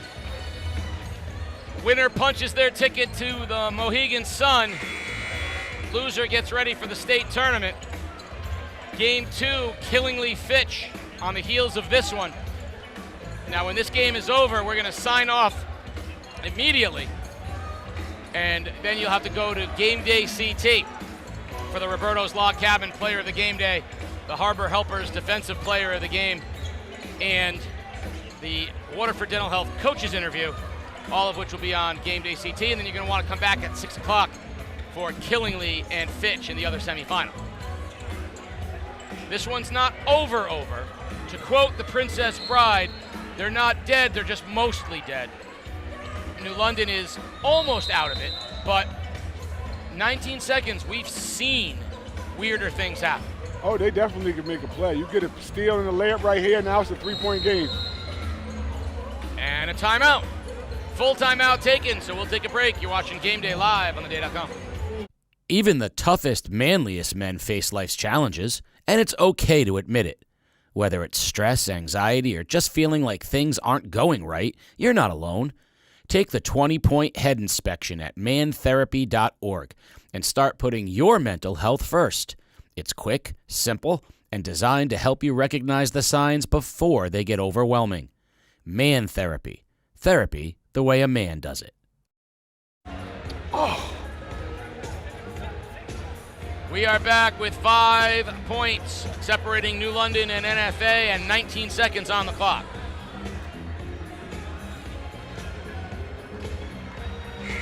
Whalers will be trying to pressure.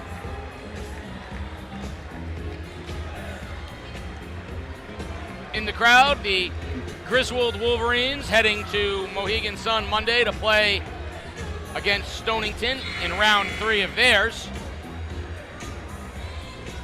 And they had a nice victory in their game today over a very game-ledgered crowd.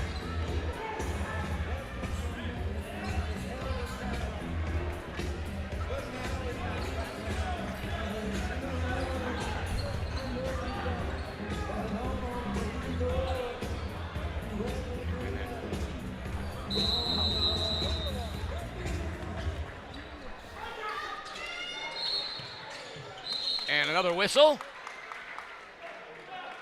And they had to foul away from the ball, away from the play, so they're going to put someone at the line.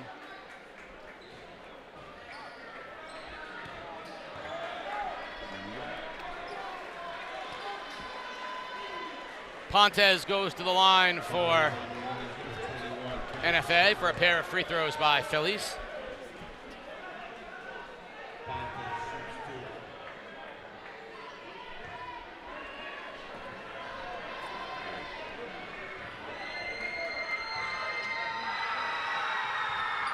Pontes will shoot 2. First one no good.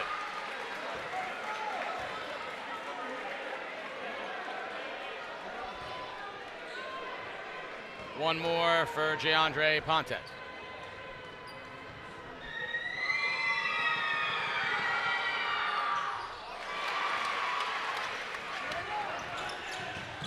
Robinson kicks, blocked by Pontes. Great block by Pontes, and he saved it. Only thing that didn't happen in that is they didn't get the ball.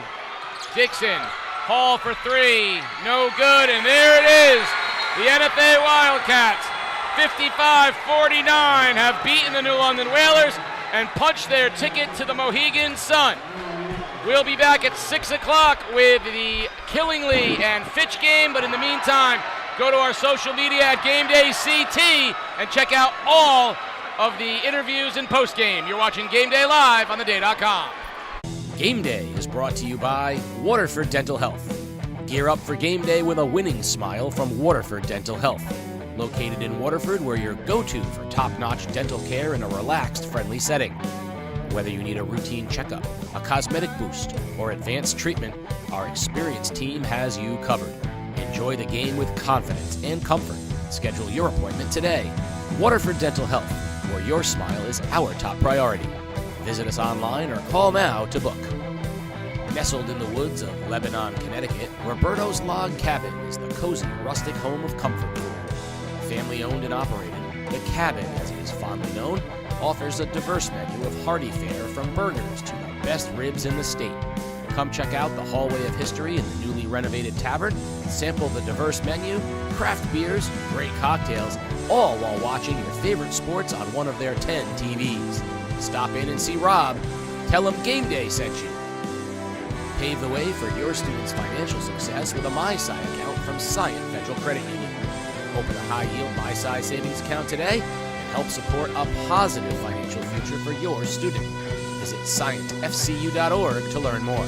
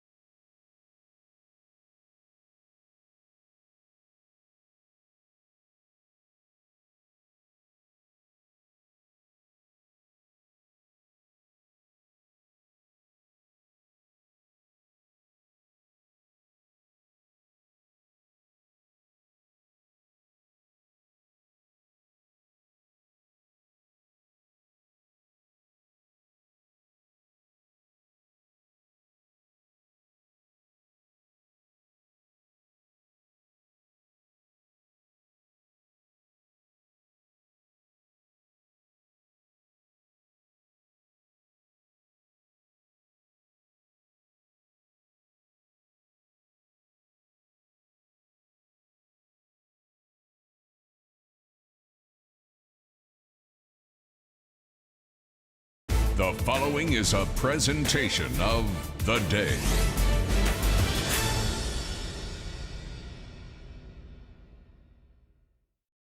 Game Day is brought to you by Messier, Massad, Burdick and Associates. An injury due to someone else's carelessness can change everything. The experienced team of attorneys at Messier, Massad, Burdick and Associates understands that life's unexpected turns can be overwhelming, and they are here to help. Whether it's a car accident, slip and fall, or dog attack, they advocate on your behalf. Insurance companies have teams of lawyers on their side, and you can too.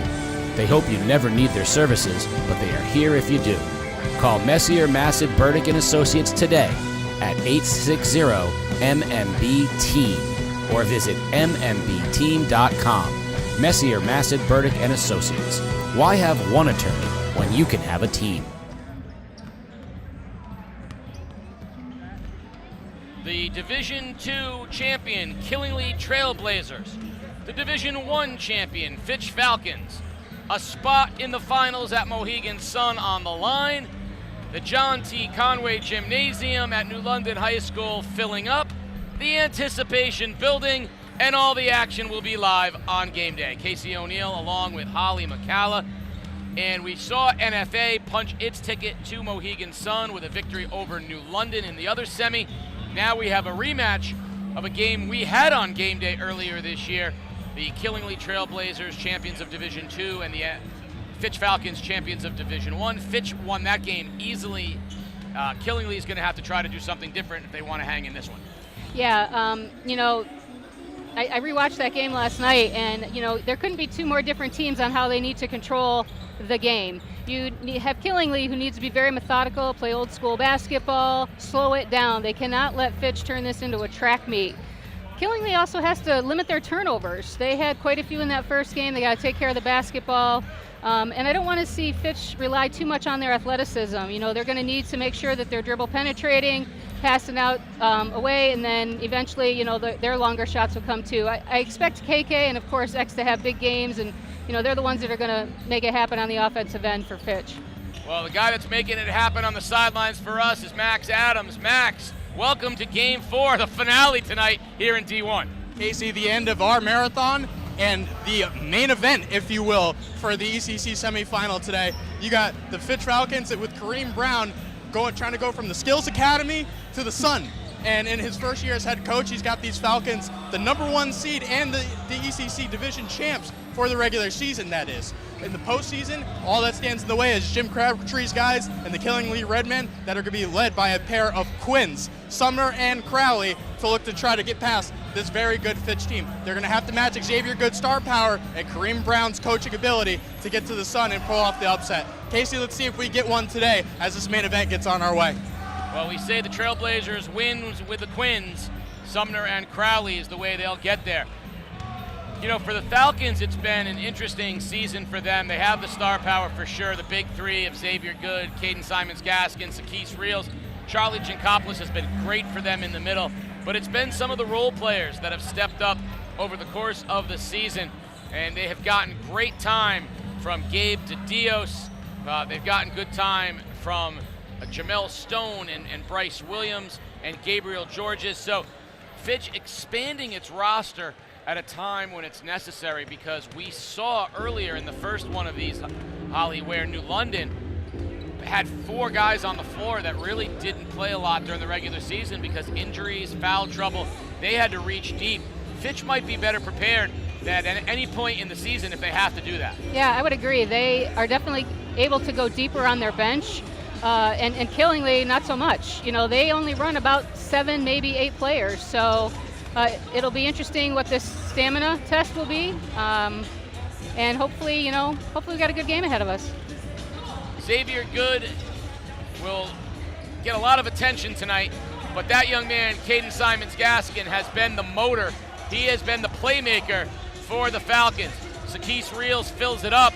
Xavier Good makes it happen, but Caden Simons-Gaskin has been the difference maker in a lot of their big games tonight.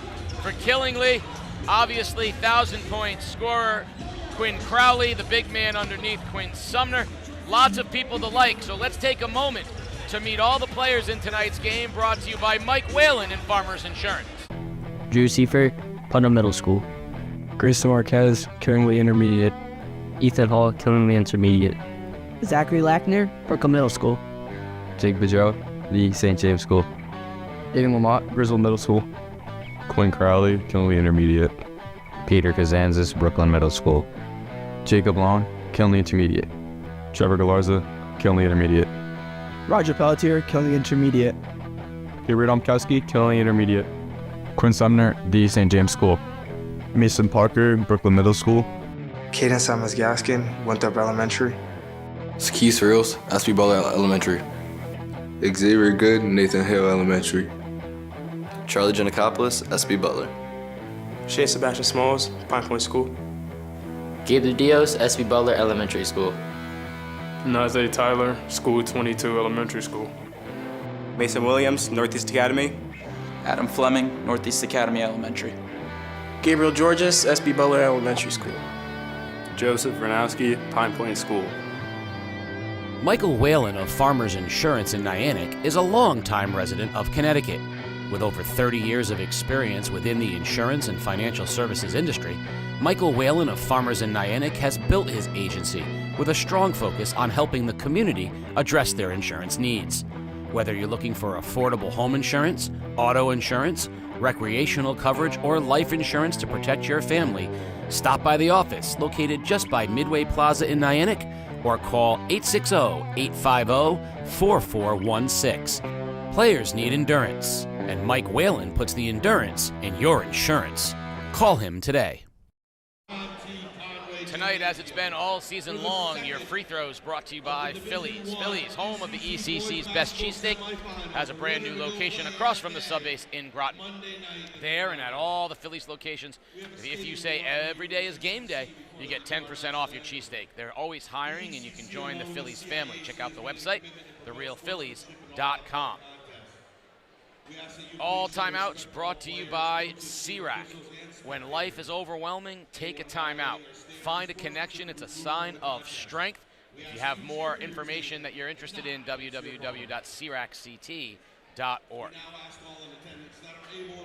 Please rise and remove your hats for the playing of our national anthem.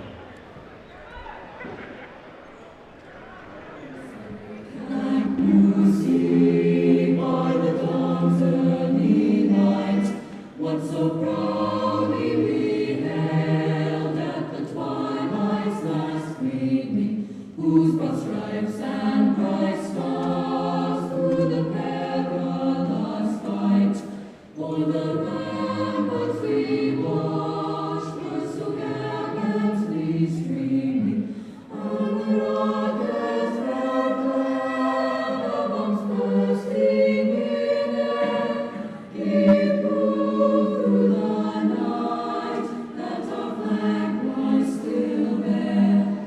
Oh, say does that star-spangled banner yet wave o'er the land of the free and the home of our brave. As we said, this last semifinal brings us the number 4 Killingly Trailblazers against the number 1 Fitch Falcons. Now for the starting lineups, starting with the visitors from Killingly. Number 2, Grayson Marquez. Number 4, Ethan Hall. Number 12, Quinn Crowley. Number 13, Peter Kazantzis. And number 24, Quinn Sumner. And now for your number 1 seed, Fitch Falcons. Number 2, Caden Simmons Gaskin. Number 3, Saquise Real. Number 5, Xavier Good. Number 10, Charlie Giannakopoulos. And number 14, Jamel Stone.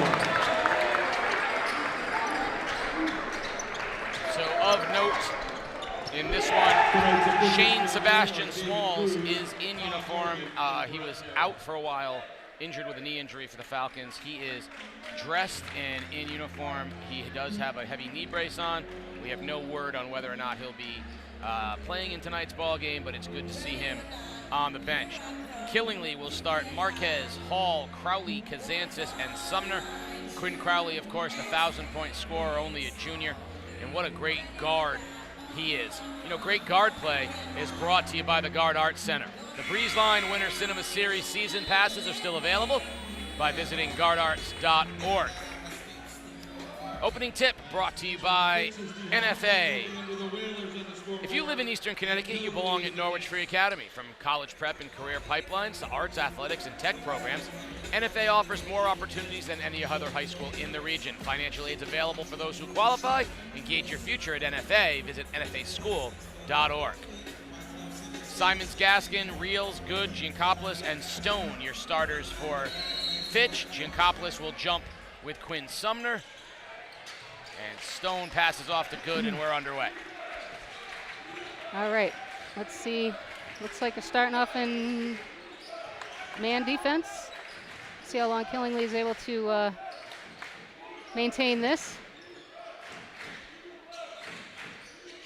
There's Sakis Reels. Crowley draws the assignment on him.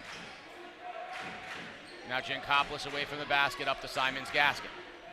There, oh, so there's that dribble penetration we were talking about. He just couldn't get it off. Those good hands on the weak side from Peter Kazantzis. He reached in, got a piece of the ball. So first turnover, and Fitch will put on some token pressure, but nothing there. And here comes Killingly with the ball in hands of Grayson Marquez. I'm a little surprised they didn't come out in a press, but maybe they'll wait until a made basket to put that on. Crowley short on the three. Good out and running the other way now for Fitch. Good hampered by Sumner. Peter Kazantzis.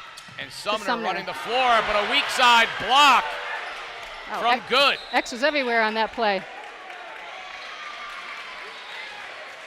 And it'll be out of bounds off of Killingly, so big block from Xavier Good. And he'll have the ball for the Falcons as they have their next possession. Reels, drives, easy basket as he got past Crowley. And Sakis Reels, known for his three-point shooting. He made 10 the other night, but he can get to the basket as well. Yeah, he saw that open lane and took full advantage. Kazantzis drives. Good block, help. Weak side. Reels got some, Good got some, and either way, Fitch is not making it easy at the basket. That was good help defense by Xavier Good. Marquez to inbound, nice cut by Crowley, pump fakes, hangs in the air, and gets the soft bounce, soft touch. You don't score 1,000 points by accident. Crowley gets it to go. Yeah, that is also a key to Killingly's success tonight, is Crowley has to have a good game, as does Sumner. Nice look for Sumner. Another block from Good. What's that, 3? And a foul on Killingly as Good tried to get to the basket. He's playing with renewed passion for the game tonight, I'd say. He's very interested in taking this to the Mohegan Sun on Monday. Fouls on Kazantzis. They'll call it on the floor. Fitch will inbound underneath. And Good will pass it up now. Reels. Giancopoulos on the top of the key. Swings it around. Good open look straight away. 3. Front rim. No good. Rebound. Stone. Reels with an open look 3. Got it. Sakis B. Reels. We certainly know that X can shoot from the top of the key. He did, however, also have what looked to be a clear line to the basket. So again, I'd like to see them take advantage of the more higher percentage shots, and then he still could have kicked that out to Sakis Reels if it collapsed on him. Marquez short on the 3. Out of bounds off of Killingly. It'll go back to Fitch. Winner takes on NFA in the late game on Monday from Mohegan Sun. It'll be the 8 o'clock game. Long 3 from Simons Gaskin is short. Very long. And out of bounds, it'll be Killingly basketball. That's probably a full step outside of where Caden should be shooting from. He knows that. And Coach Brown's telling him, not so far away. Yeah, I'm pretty sure that those threes without running any sort of offense is not what Kareem has in mind for this game. More importantly, Simons Gaskin gets the assignment on Crowley, and he has taken on that role for Fitch. His versatility as an athlete and defender, he can guard bigger players. Crowley's a big guard, and very few people can match up with him physically, but Simons Gaskin can. You gotta love, because KK loves that challenge too. He's like, give me the best they got, and I'm gonna give it all I got. He is really an excellent athlete. Kazantzis pump fakes, kicks out. Crowley open three, no good. Rebound comes down to Reels. Killingly has got to crash the boards more than Quinn Sumner. They are not going to have success if he is the only one rebounding. Another long three for Fitch. Crowley and Reels were both fighting for the basketball. Crowley got a hand on it, knocked it out of bounds. It'll be Fitch ball.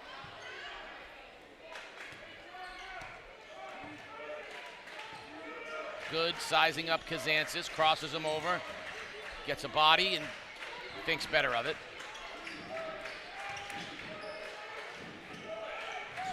Now Good had a three, instead drives baseline, gets his man in the air, pump fakes. Seemed like a little bit of a late whistle on that. I thought they were going to get him for a walk once he got his man in the air, but instead he got the foul. He'll go to the line, he'll shoot a pair. We'll have our first pair of free throws brought to you by Phillies. ECC's best cheesesteak is only moments away. Get yourself to Phillies. Tell them every day is game day. Get 10% off. Xavier Good with the friendly roll bounce. Good bounce. Well, I mean, he and KK played a lot of basketball in this gymnasium for both sides. So I'd like to say KK is going to be green and gold forever, but just because he's wearing red. We're going to get Reels over the top. For the foul, it'll be Killingly basketball. That was a good box out. Earlier today, we saw Griswold and Stonington win and get themselves a third time. They'll be at the Mohegan Sun in the 4 o'clock game from Mohegan Sun, the Division II boys final.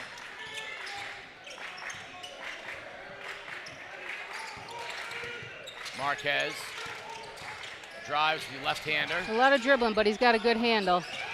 Kazantzis, nice look nice to pass. Sumner. Sumner pump fakes, draws Giancopoulos, and he'll get the foul and he'll shoot a pair. Good work from Quinn Sumner, patient, and he got the foul. He'll go to the line for a pair of free throws brought to you by Phillies. The 2 o'clock game on Monday will be the Division II girls final between Plainfield and Griswold. Plainfield got there with a win over St. Bernard. Griswold got there with a win over Wheeler. So that's your Division II game at 2. Your Division Boys 2 game is at 4. Your Division I girls game is at 6. We know Woodstock Academy is in it. New London and Ledyard playing right now for the other spot. And then the winner of this game in the 8 o'clock spot versus NFA, who won their semifinal game against New London. We just had a foul call on Kazantzis against Caden Simons Gaskin. So that's too early on Peter Kazantzis.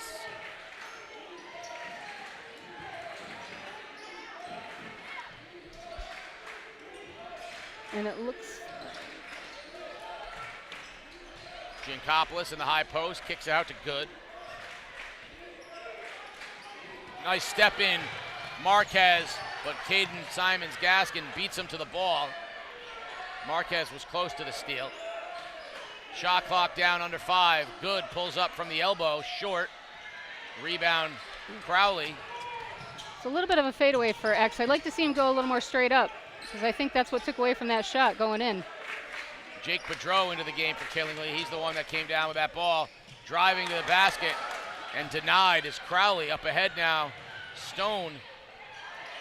Open look, KK for 3, no good. In and out. Reels, no good. 3 chances there at the basket for for Fitch, and Killingly has the basketball in the hands of Marquez.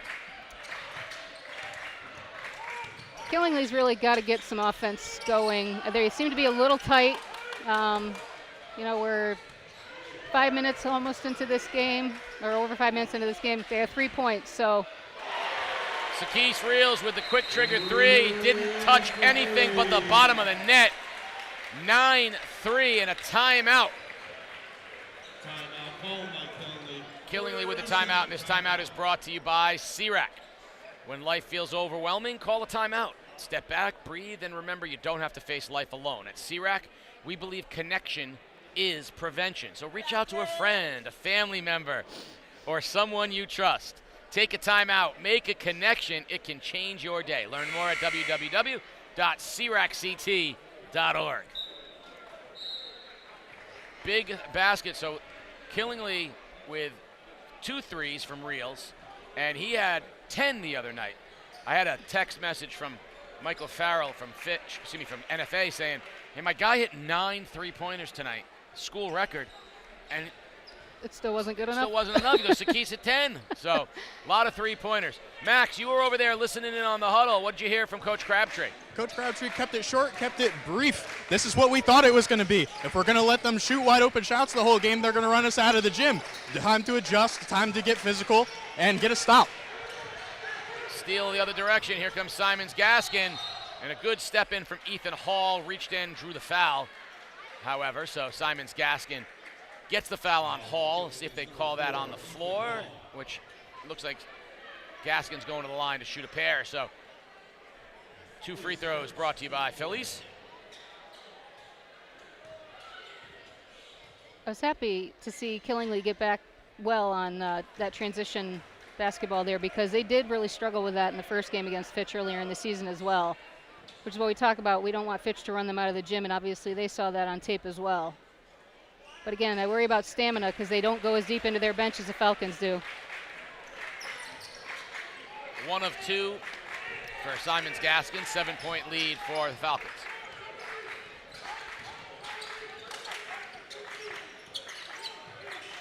Marquez surveying the floor with the left hand. Gets a screen from Boudreau. Drives, hangs, floats. Only a sophomore, Grayson Marquez, is going to be a good scorer. He and Crowley next year are going to be very dangerous. Yeah, looking forward to watching them play next year for sure. Simons Gaskin can't get it to go. Instead, Crowley gets an open 3, spot up, no good. Sumner tips it to Hall, back out. Marquez with an open 3, got it! Grayson Marquez, 5 straight points. And Killingly is down 2. That's exactly what you want to get out of a timeout. You want to get a little spark, settle your guys down, and they adjusted very well. Giancopoulos high post, try to go back to Simons Gaskin. Good read on the D. Good hands from the Trailblazers. Hall swings to Marquez, long 3, got it! Grayson Marquez, back-to-back triples, and the Falcons need a timeout. Killingly with a 1-point lead. We'll be right back. You're watching Game Day live on theday.com. When life feels overwhelming, call a timeout. Step back, breathe, and remember, you don't have to face life alone. At CRAC, we believe connection is prevention. Reach out to a friend, a family member, or someone you trust. Take a timeout. Make a connection. It can change your day. Learn more at www.cracct.org. Only a sophomore, Grayson Marquez, has really stepped into that second scoring role for Killingly. He gives them another option along with Crowley, 2 guys that can hit these threes. Now we have another option, and that's Max Adams. Max, you were listening in on the Fitch huddle. What did Coach Kareem Brown have to say? After the quick run by Killingly, Coach Kareem Brown was saying to his team, it's a game of runs, but what we can't do is let up on the defensive end. If they're taking shots in your face, take some pride in that. Move a body, get them out of there. He's upset with the defensive effort. He said in more colorful language than I'm telling you now, I don't care about the offensive end. I care more about this side. Casey? Thank you, Max. 11-10 Killingly. Let's see how the Falcons respond coming out of the timeout. They've got their first sub in the game, Bryce Williams. Reels drives, uses the left hand, blocked. Yeah, it looks like, Marquez got a little hint on that. So. The long, lanky sophomore, the lefty now drives, floats in the air, blocked from behind by Reels. So jump ball. They anything you can do, I can do better. Reels and Marquez, and that's going to be a jump ball, favors Killingly, but a nice defensive play by Sakis Reels. With Simons Gaskin out of the game, it'll be Reels on Crowley. Aiden Lamont into the game. Number 11. Sumner comes up top, give Marquez a screen. Marquez kicks now. Boudreau thinks better of it. Shot clock down to about 5. They're going to have to get this one up 4 seconds. Marquez steps into a long 3, no good. Rebound by Xavier, good. As we're down under 20 seconds remaining here in the first quarter. You know, I think Killingly played that. Oh, Xavier, good. X marks the spot as he got up to the rim. I was going to say, Killingly played that well in that they all just got back on that transition D because long shots make long rebounds, and unfortunately, they weren't quite covering the paint. Crowley drives, last shot of the quarter, good if it goes. No good, 12-11 Fitch at the end of 1. You're watching Game Day live on theday.com. An injury due to someone else's carelessness can change everything. At Messier, Massad, Burdick and Associates, we understand that life's unexpected turns can be overwhelming, and our experienced legal team is here to help. Whether it's a car accident, slip and fall, or dog attack, we advocate on your behalf. Insurance companies have teams of lawyers on their side, and you can too. We hope you never need our services, but we are here if you do. Call Messier, Massad, Burdick and Associates today at 860-MMB-TEAM or visit mmbteam.com. Messier, Massad, Burdick and Associates. Why have one attorney when you can have a team? Second quarter about to begin. 12-11, looking good. Blow by everybody. He can get up. You know, he's gotten bigger and better every year. He can get up there at the rim now and score. Curious what Coach Brown, they had the timeout. They got the lead off the timeout.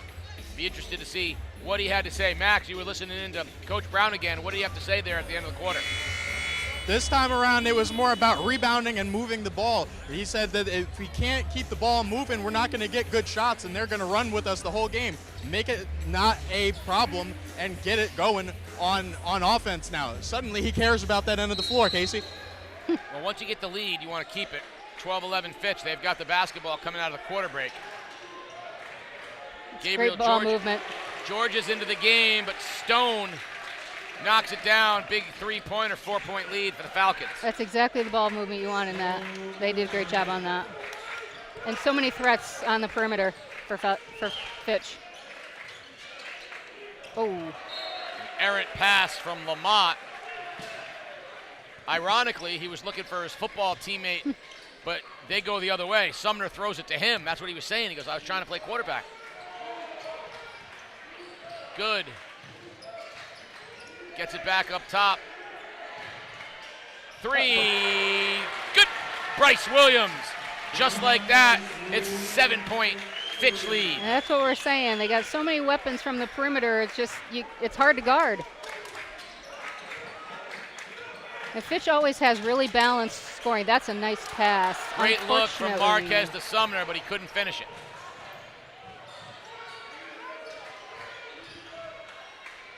Reels got out of control, lost his footing. Somehow Good ends up with it. And Reels is going to get called for the travel as the jab step cost them. Kazantzis will check back into the game, as will Ethan Hall for Killingly. So they'll go back to their original starting 5. Fitch has Georges and Williams into the game off of their original starting 5. Maybe Peter Kazantzis can give them that spark back that they just kind of lost for the last couple of minutes in the second quarter here. Oh, that's a turnover. Good hands. Reels tipped it off of Crowley out of bounds. And Fitch wants to push. Yes, they do. Killingly has got to be ready for that.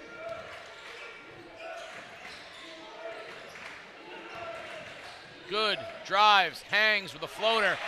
X always good when he gets inside the lane, and he finishes that one. 9-point lead. X is definitely playing with a purpose tonight. He's all over the place, doing everything he needs to do. That's a nice screen. Strip. Georges ahead to Good. Oh, X is going to give it to you. Behind the back, the left hand can't see. And the lead is 11 and a timeout for Jimmy Crabtree because Xavier Good is starting to heat up here at the Conway Gymnasium. I'm calling that a grade 8 play. Look at him go behind the back and left hand finish, reverse. Wow. Timeout on the floor. And this timeout is brought to you by CRAC. Stress and pressure can lead to risky choices, but Your mind matters. CRAC believes mental health starts with a simple step, taking a timeout. When life feels overwhelming, pausing for just a few minutes to breathe and reset can make a big difference. Timeouts aren't a sign of weakness. They're a tool for strength and resilience. Join CRAC in creating a culture of care. Learn more at www.cracct.org. Take a timeout. Strengthen your mind.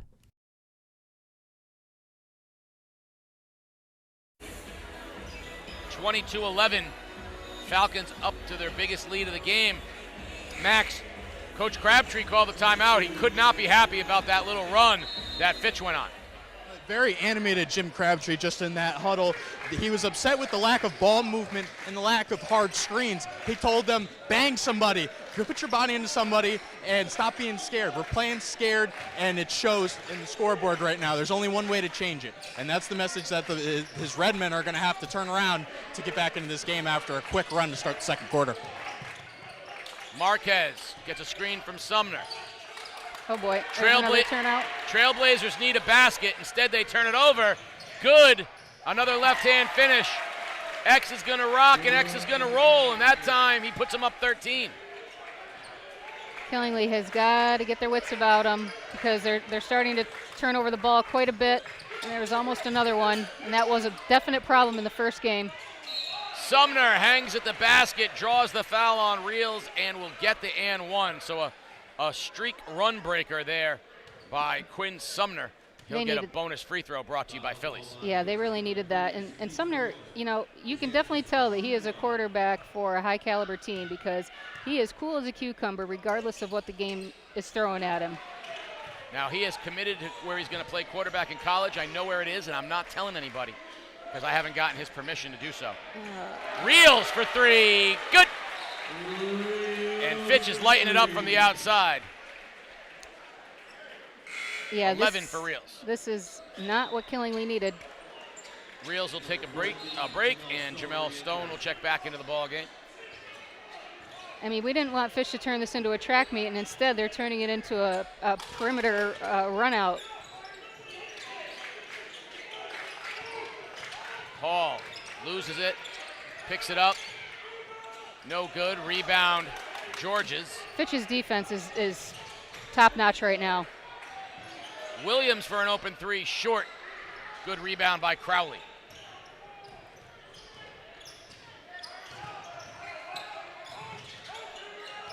Crowley's been very quiet. Great defense from Simons Gaskin, earlier from Reels.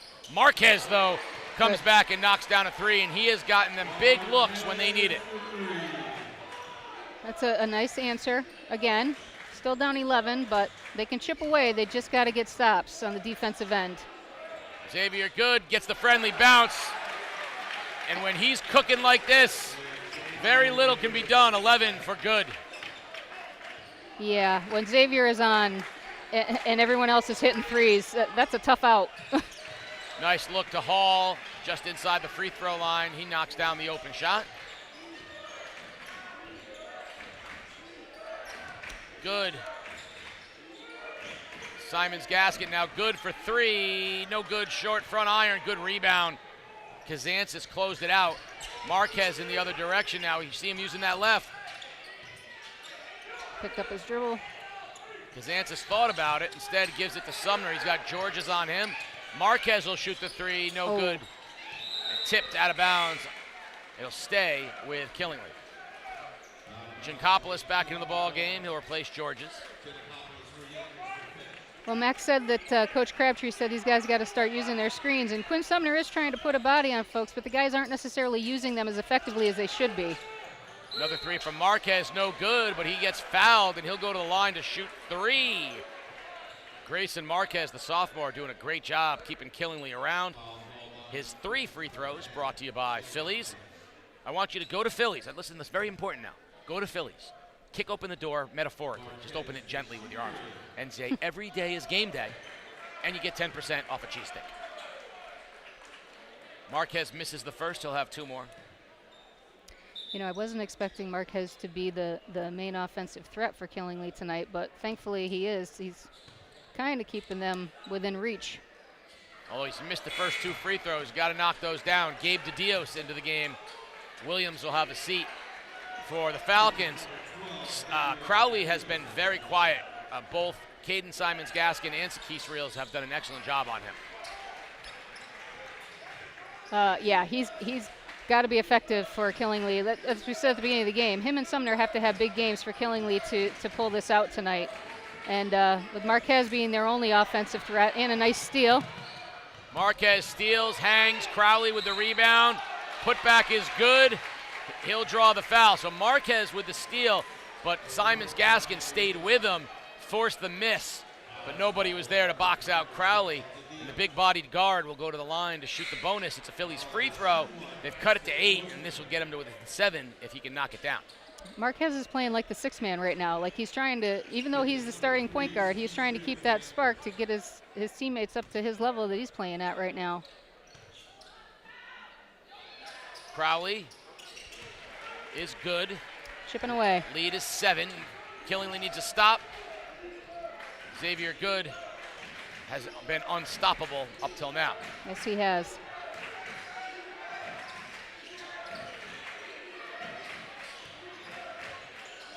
Really, KK hasn't been involved in the offense too much in the last, well, this quarter at all, really, but I guess he really hasn't had to be. Wild shot by Reels, no good.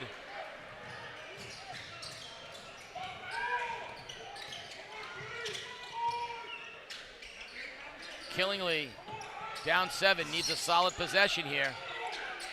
See, he missed, Sumner rolled off that screen and he missed him. They left Marquez alone, but he can't finish. Up ahead, Reels. Stone with the left hand, no good. And more than Sumner has to rebound on the offensive end for Killingly. Marquez open 3, good! Grayson Marquez gets this back to a 4-point game. 13 for Marquez and another little run from the Trailblazers.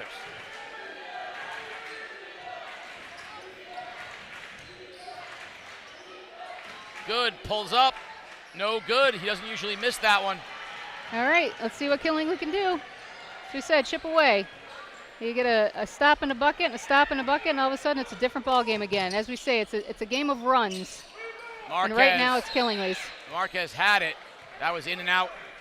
And it goes off of Sumner out of bounds. Give Killingly credit. The Trailblazers are hanging around. That's what championship teams do, right? They never give up until that last whistle is blown. It easily could have gotten way out of control, and they just kind of collected themselves and playing their game. High post, it goes, kick out to Good. Good ball movement by the Falcons again. Top of the key for KK. No good. We've seen him shooting it much better this year. That one was in and out as well. Another rebound by Sumner.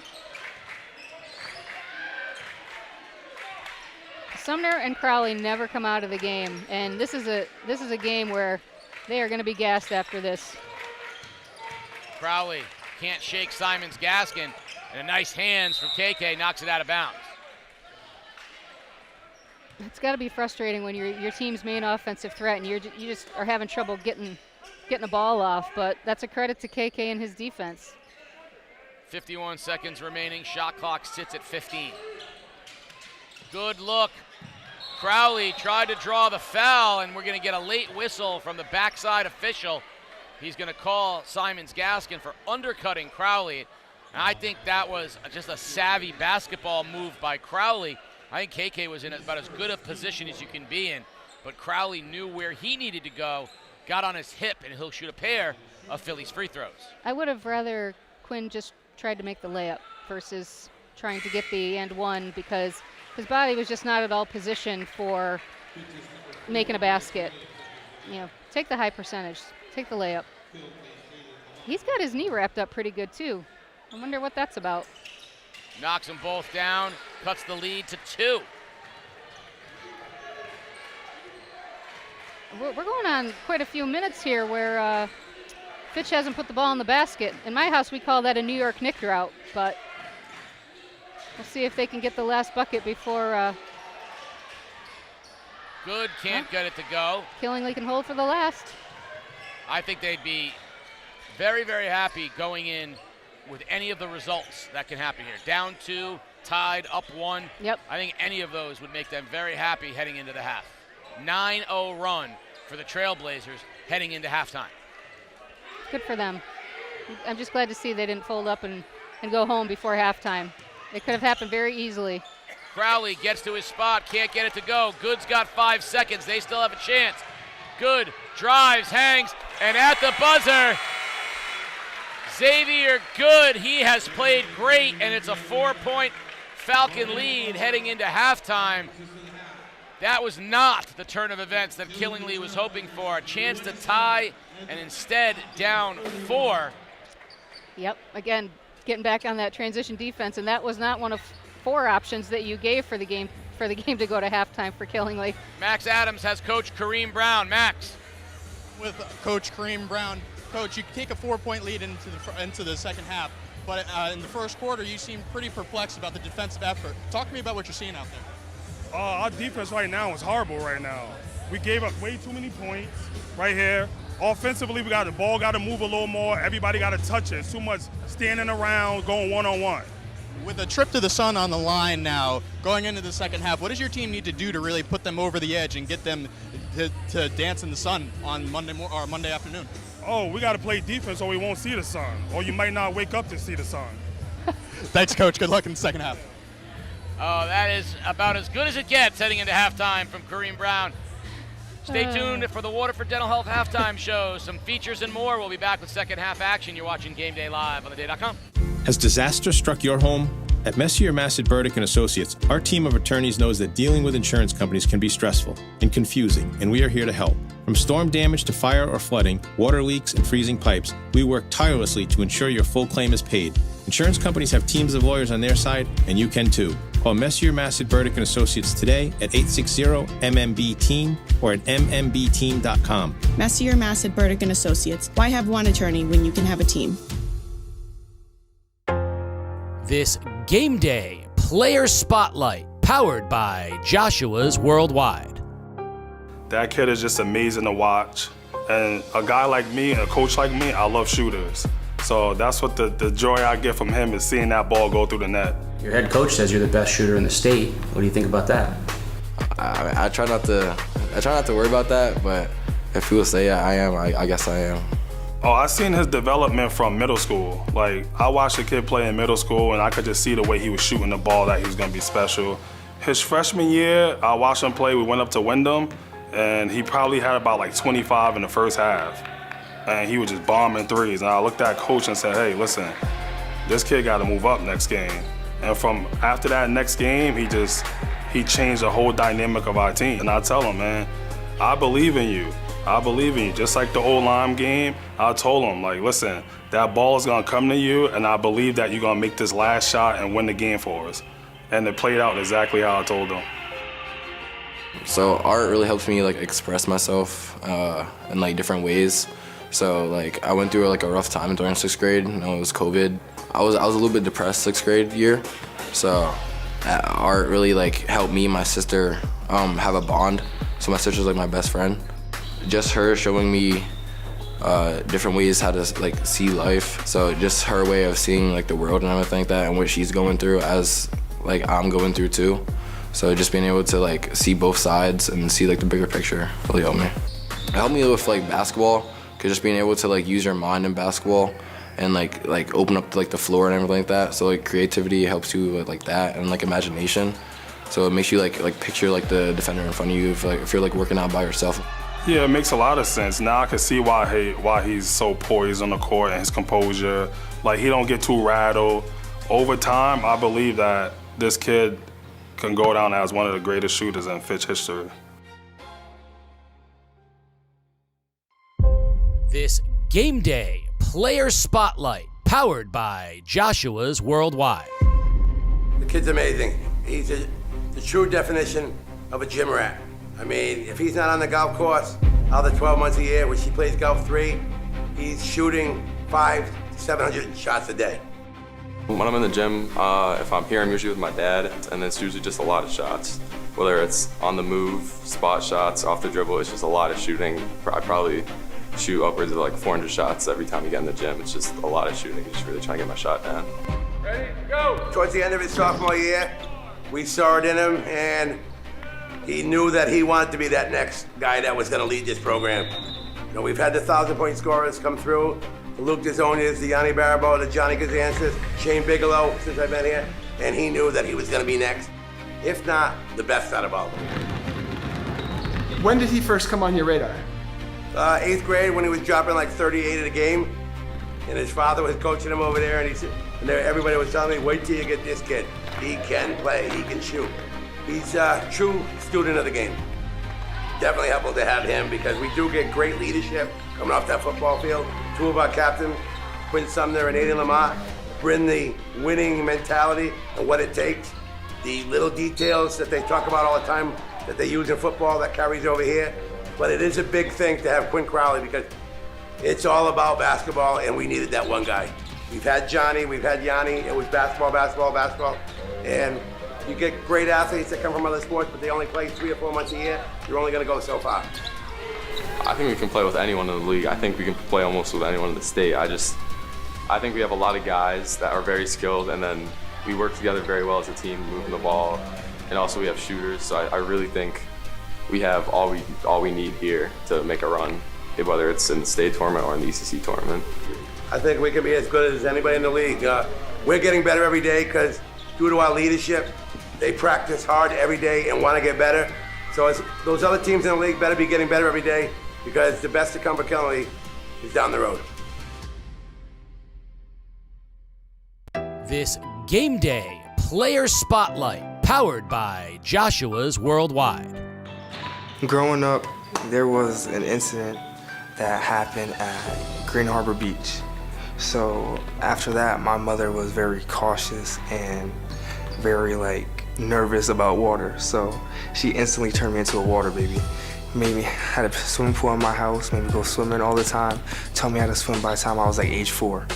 So just growing up, being around the water all the time, you fall in love with stuff to do in the water. And a big thing for me was fishing. Fishing just it helps me relax, connect with nature. I'm a big nature guy. I like to go on hikes, go see peaceful views, watch the sunset, just stuff like that. It calms me down. The world's a beautiful place. One of my assistant coaches, Chad Fleming, we used to talk all the time, and he used to be like, hey, just don't stress yourself out too much. I have something you can do. And he was like, hey, take your little baby girl and go out fishing. So I went and got a couple fishing rods, some bait. We went down to the London Pier, and I didn't expect to catch anything. I just wanted to just throw the rod out there so she can enjoy seeing me throw the rod and her reeling it back in. But the first drop we had, a fish came out. Ever since then, it was just a joy for me and her to get out there and just bond and stay together and just talk about life and things that I feel a daughter should know. There was a lot of ups and downs before you finally got settled at Fitch and were able to finally get onto the football field. Yeah. And then very quickly, you suffered the first real injury that you've had in high school. Talk about that. It put me in a actually really bad mental state, if I'm being honest. And I used fishing, I used my family to guide me through that. And I'm actually using basketball now to find my way back, to find my just love for sports in general, competing. I think that this season is bringing a better bond for me and him. So I think now that we both like fishing, I think it'll be a good summer to go out and just see who will catch the most fish, and let's see who's a better fisher. I think I'll be the better fisher.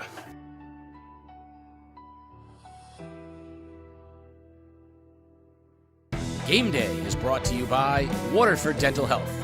Gear up for game day with a winning smile from Waterford Dental Health.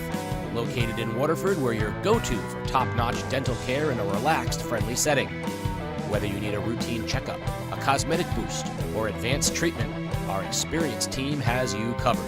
Enjoy the game with confidence and comfort. Schedule your appointment today. Waterford Dental Health, where your smile is our top priority. Visit us online or call now to book. An injury due to someone else's carelessness can change everything. At Messier, Massad, Burdick and Associates, we understand that life's unexpected turns can be overwhelming, and our experienced legal team is here to help. Whether it's a car accident, slip and fall, or dog attack, we advocate on your behalf. Insurance companies have teams of lawyers on their side, and you can too. We hope you never need our services, but we are here if you do. Call Messier, Massad, Burdick and Associates today at 860-MMB-TEAM or visit mmbteam.com. Messier, Massad, Burdick and Associates. Why have one attorney when you can have a team?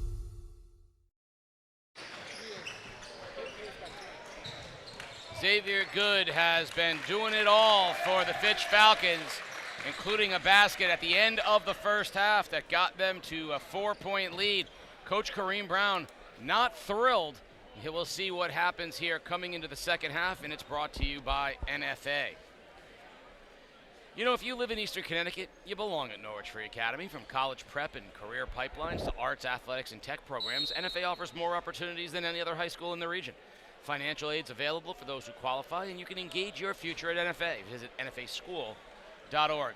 We've seen a lot of great guard play here in the early going. We should let you know that guard play is brought to you by the Guard Arts Center. The Breeze Line Winter Cinema Series season passes are still available. You visit guardarts.org, Guard Arts Center. Well, second half, what does Killingly got to, what have they got to do, and what does Fitch got to do? We got a clock issue going on right now. It's frozen at 1, so. I guess the clock has had a long day too.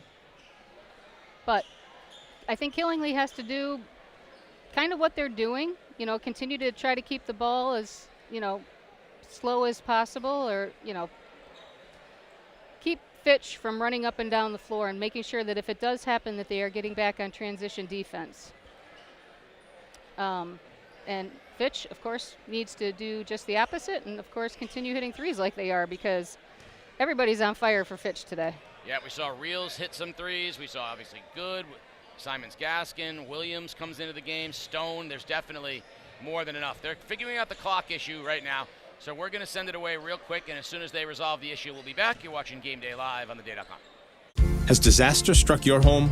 At Messier, Massad, Burdick and Associates, our team of attorneys knows that dealing with insurance companies can be stressful and confusing, and we are here to help. From storm damage to fire or flooding, water leaks, and freezing pipes, we work tirelessly to ensure your full claim is paid. Insurance companies have teams of lawyers on their side, and you can too. Call Messier, Massad, Burdick and Associates today at 860-MMB-TEAM or at mmbteam.com. Messier, Massad, Burdick and Associates. Why have one attorney when you can have a team?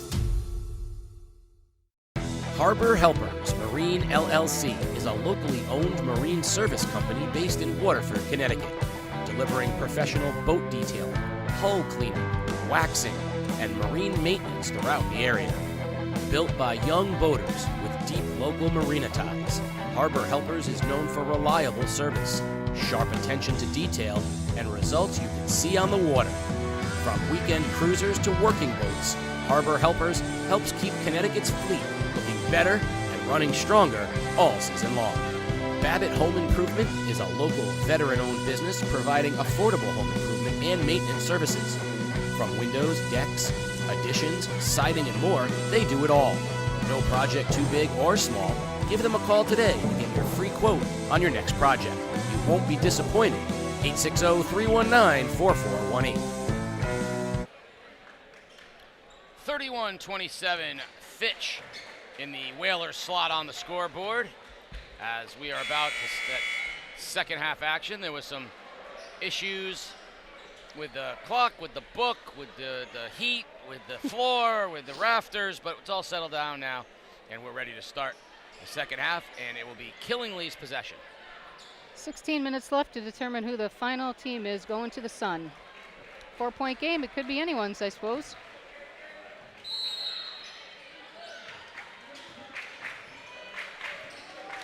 Marquez really kept Killingly in it in the first half. He drives, backdoor cut. Crowley will get the foul and go to the line. Beautiful look from Marquez to Crowley. Beautiful. I was good. I was never a point guard, but I definitely have respect for those that can thread the needle like that.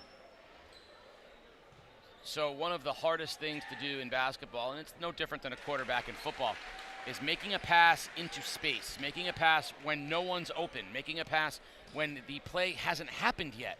And that's what Marquez did right there. He knew where Crowley was going. Yep. He didn't try to pass it to Crowley. Right. He passed it to the unoccupied space where he knew Crowley was going, so that when the ball got there, Crowley would be there. It takes perfect timing, but it's beautifully done. And that is the wonderful thing about team chemistry and playing together for a long time is you know what your guy's going to do before he even does it.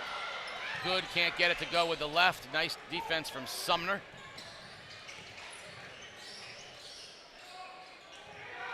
Kazantzis gives it back to Marquez. Marquez gets good in the air, pulls up, off the glass, basket is good, and a foul.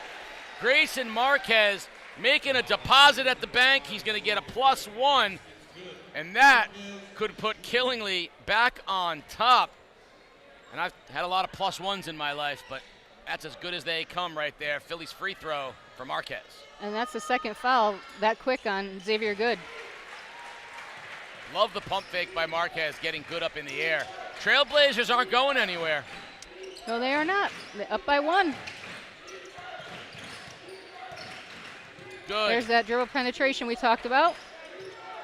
Reels wanted to let that 3 go, but he thought better of it.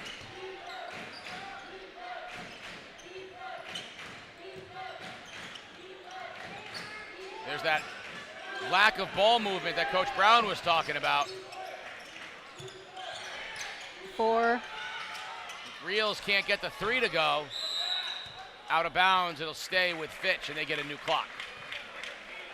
I would really like to see KK get involved in Fitch's offense a little bit more. He literally has only touched the ball like once in probably the last 10 possessions. Make that twice. Good. Swings to Reels for a long 3. Just short, tipped. Simons Gaskin tried to force it. No good. Now Marquez up ahead to Kazantzis and Killingly with the ball in a 1-point lead. That was a bit of a hot potato. Ooh. That was tipped, I thought, by Giancopoulos, but they're saying no. I think the ball just rolled down a little onto Marquez's fingertips. Yeah, nobody seems to be disputing that call. No. So especially the player. He's running back first. So. Yeah, when you shoot it and it's that short, it's usually because the ball slips a little bit down into your palm. And so we'll get back over to Fitch and Bryce Williams into the game now for the Falcons. Another 3-point threat. High post, Reels gives it to Good, and a foul on Crowley as Good was trying to go baseline. That was an interesting foul. They don't necessarily always call those. But he had a better angle on it than we did, for sure. That little stutter step, every time somebody dribbles, I always feel like used to be a travel. Beautiful look from Sakis Reels to Charlie Giancopoulos. Lead is cut to, lead is now on the Fitch side of things. They're up 1. Beautiful look from Reels.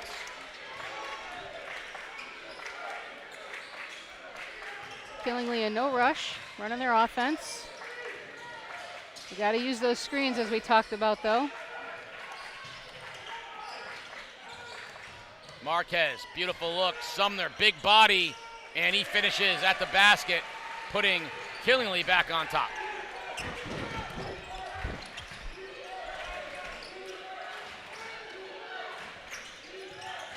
Reels, slices, cuts to Williams, open 3, good!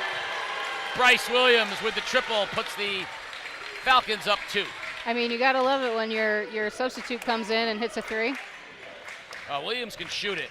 When he's on the floor, that opens things up a little bit as well. Crowley gets his best look of the night from 3, and nothing but the bottom of the net for Crowley. And just like that, traded 3s puts Killingly back up a point. And that was deep. I think he kind of needed that because he hasn't really gotten a lot of offensive touches as far as being able to score. So. Nice left hand from Sakis Reels, and the teams are trading leads.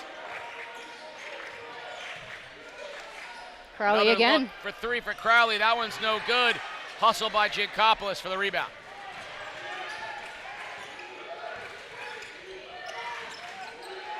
Williams with another open look three, no good. Weak side rebound, Kazantzis. Killingly needs to know where these shooters are and close out because he can't keep getting those open looks. They're going to have to make some sort of an adjustment on that. And it's hard, though, when you got 4 out of 5 guys out there that can put down the three pretty easily.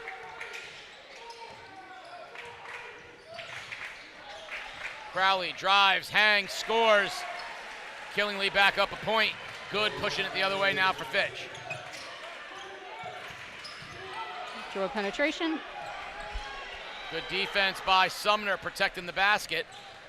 Kind of feel like X might have gotten away with a little bit of travel in there. No harm, no foul, though. They didn't score off it, I guess. Kick out. Hall forgoes the three. He thought about it. He's probably got the guy matched up with him best in height out there. Marquez, free throw line. That's in and out.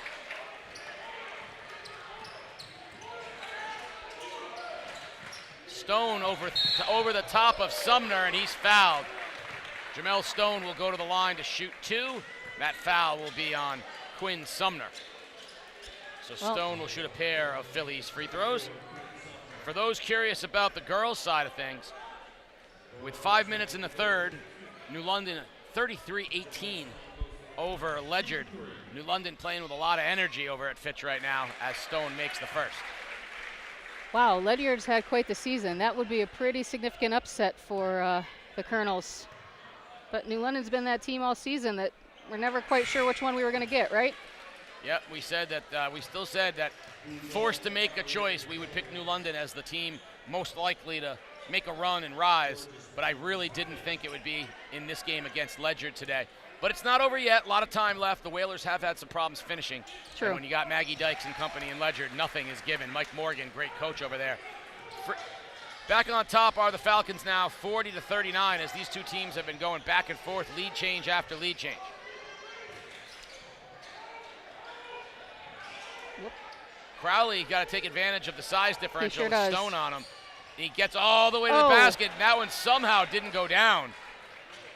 That's a good take, though, from Quinn Crowley. Williams feels it. He's hot. No good. Rebound, Boudreau. I really just feel like, I mean, it's right in front of us. We're just not seeing the closeouts we need to see right here. You know, we just put a hand up at least. Contest it somewhat. Marquez wanted a foul, didn't get it. Reels with the rebound now. Up ahead.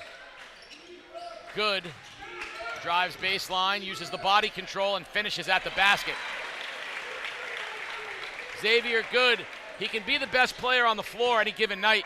And tonight, he is scoring the basketball, taking advantage of mismatches and getting to the basket. He's got 15. He's doing everything he needs to do to give his team success.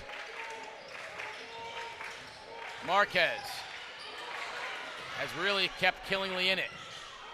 Picks the dribble up, though. Yep, somebody's got to get open for him. Boudreau. Shot clock under 10. Marquez spins and knocks it down. The savvy sophomore saving the Trailblazers. He's got 20. Unbelievable. Usually when you got 20 at this point in the game, you would almost say it's a quiet 20, but there's nothing quiet about his game tonight. Silky. Sakis Reels knocks down the J and puts Fitch back up 3. I'm pretty sure that Marquez was not the guy that Fitch was practicing for this week as far as being the offensive threat. And yet he's stepping into that role. Maybe Killingly knew it too, and they challenged him to step up and be that guy. Again, that mismatch, not quite taking advantage of it. Shot clock down to 6. Marquez, quick 3, no good. Weak side rebound, Reels. Here's that little run Fitch went on in the first half. Good, takes the bump, and he'll go to the line. He'll shoot a pair. Over at Fitch High School, 39-22. The Whalers with a 17-point lead in that game and playing with a lot of confidence. 2 free throws for Xavier Good, brought to you by Phillies. ECC's best cheesesteak belongs to Phillies. Xavier Good will shoot a pair for the Falcons. It may very well be that the foul line decides this game. There hasn't been a ton of foul shots tonight either. Good knocks the first one down, puts them up 4. You definitely don't want a semifinal game to be marred by stoppage and play by fouls. So good job by the officiating crew tonight, really. So far. There's a lot of game left, as we said. Reels for 3. Just like that, the lead is 7. Game of runs. KK's been out of the game. Oh, he's back in now. I'm just surprised he's not on Reels. On Crowley. Reels is on Crowley. Crowley tries to beat him off the dribble. Hangs in the air. Wild shot, no good. But he's going to draw the foul. A bit of a bailout foul that time as Crowley was heading to the basket wildly. But he'll end up getting to the line to shoot a pair with 20 seconds remaining in the third. 7-point lead for the Falcons. Quinn Crowley will shoot a pair of free throws, brought to you by Phillies. Yeah, I mean, he's definitely trying to assert himself a little bit more offensively in this second half, because he was having trouble getting good looks in the first half. Let's see if he can capitalize here. First one's good.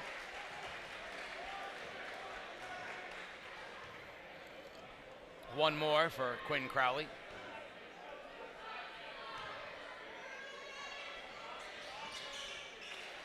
Marquez is out of the game.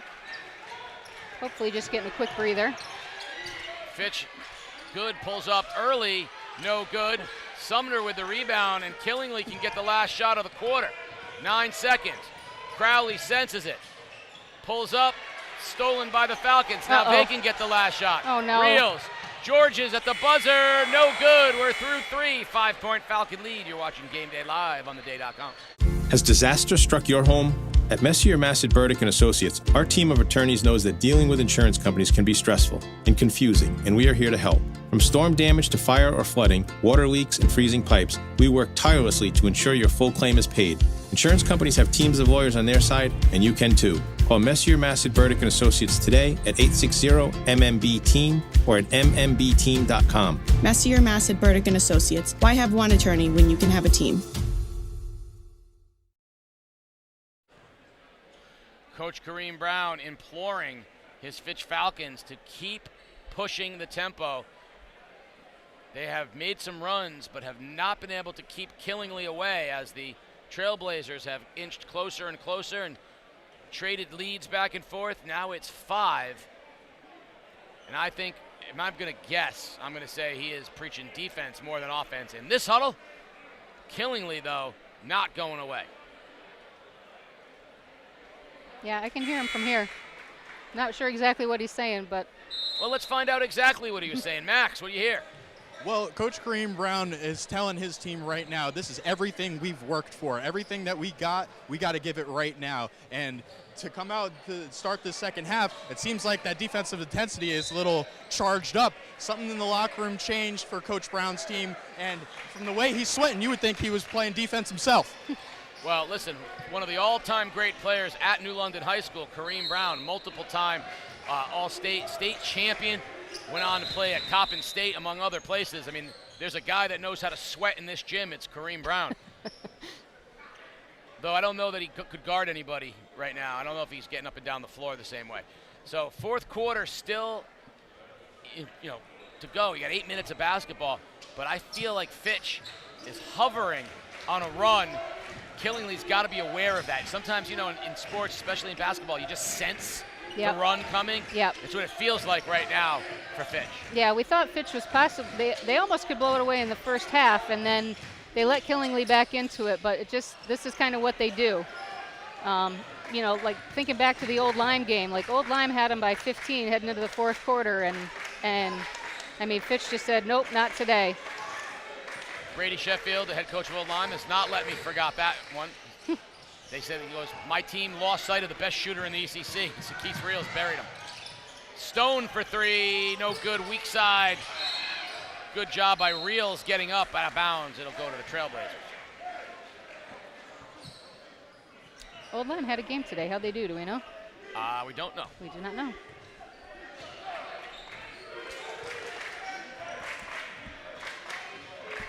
All right. Killingly definitely playing slowing down the basketball for sure. Seem a little bit confused on the offense on who's supposed to be where. Crowley just bowls his way into the lane. They'll stay with the possession, but that was just head down, pure force of will by Quinn Crowley, and that's not ultimately what Killingly wants. No, you don't want to force shots that aren't there. You got guys on your team that can help you out, so look for them, especially when 3 guys are guarding you. Somebody's open.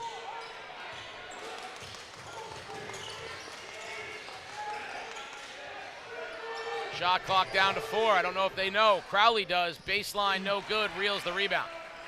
All of a sudden, that basket is not being very friendly to the Trailblazers.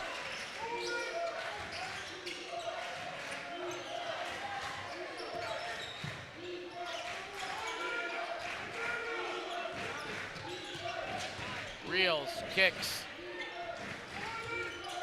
Good. What? Swings, reels for 3, back iron, too strong. Kazantzis rebounds. Nice rebound by him. There really wasn't a ton of ball movement on Fitch's part, and really not a lot of movement on the offensive end at all for them. Crowley knocks down a big 3, cuts the lead to 2. That was huge.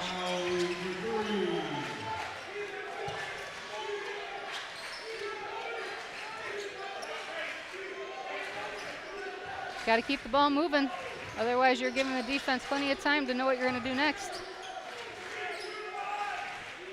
So far, the Fitch offense has been drives by Reels and dishes to the guys cutting. There's one right there. Yes. Giancopoulos off nice. the feed from Reels.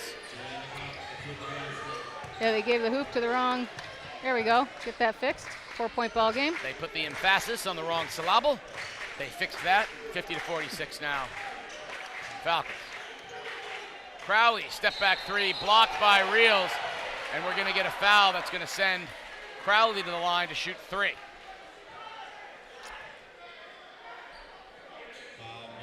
Old Lyme 75, North Branford 44.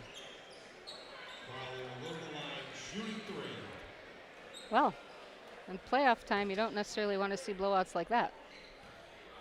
So I have it on good terms as Crowley shoots his 3 Phillies free throws that all the staff over at Fitch High School are watching game day right now, because obviously they're all interested in what's going on with the Falcons. They're hosting, of course, the girls' semifinals over at Fitch. So for all the Fitch Falcons staff that are watching this one, welcome to game day. The Falcons can't shake the Trailblazers right now, 50-47. And Crowley has one more at the line for Killingly. Every time Fitch makes a run, Marquez and Crowley have gotten Killingly back into it.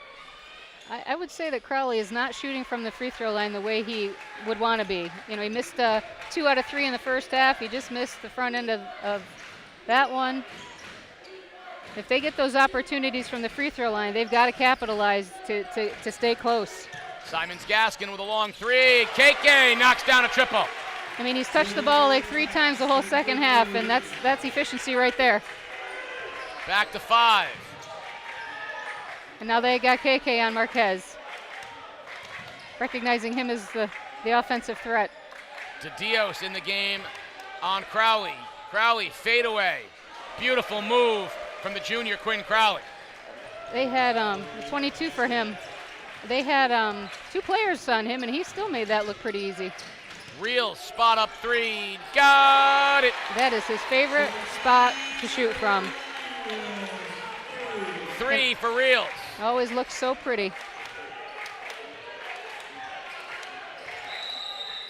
Timeout. Killingly down 6. We'll send it to break. You're watching Game Day live on theday.com.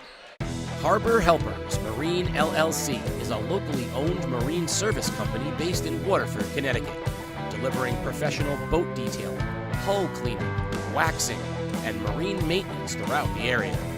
Built by young boaters with deep local marina ties, Harbor Helpers is known for reliable service, sharp attention to detail, and results you can see on the water.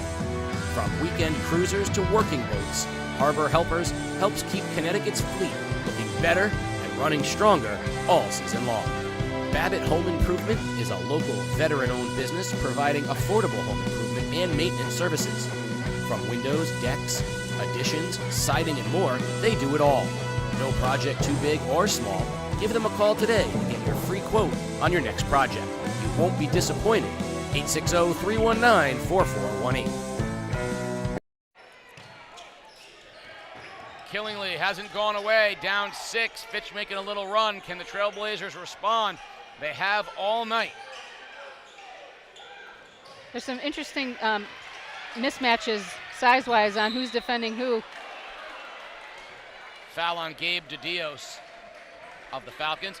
Well, Marquez was killing them, so they moved Simons Gaskin, who is overall their best defender. They moved him over to Marquez, and they're going to switch up on Crowley depending on who's in the game. Right now it's DeDios. Step back 3 for Crowley, no good. Good job there by Jankopoulos with the rebound. That would have been big. Better ball movement this time. Reels. It's what he does. It's what he does. He's got 24.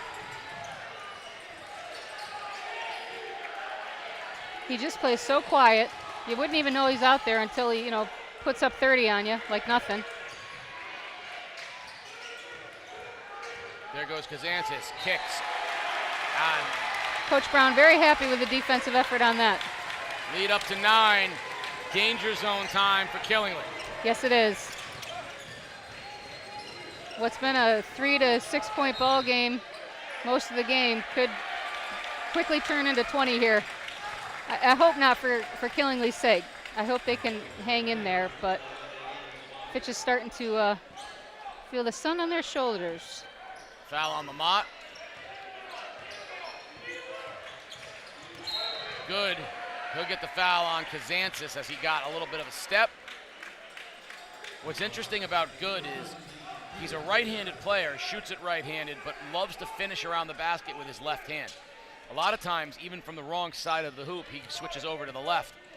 It does help him draw fouls, though, because players are going to the right side and he's going up with the left. Thought about the 3, but he knows that that's what coach wants him to do, is get to the basket. It's opening things up for players like Reels. Reels is going to the basket too.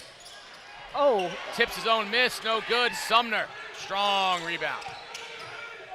Well, and Fitch is kind of in that point of the game too where they can use all 30 seconds off the shot clock. Now they want to slow the game down.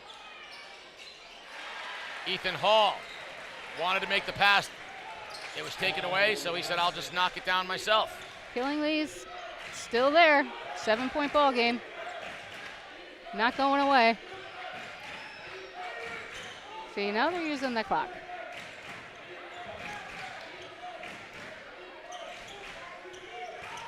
There goes Good. Kick out. DeDios. DeDios lost it out of bounds. They're going to say it was off of Killingly, so it'll stay with the Falcons. Stone checks back into the game. He'll give DeDios a breather. Killingly can get a stop here, get down and get a bucket. It's still officially anybody's ball game, but current advantage Fitch. Wild shot as the shot clock was expiring by Good. So there's the stop that Killingly needed. They stay down 7.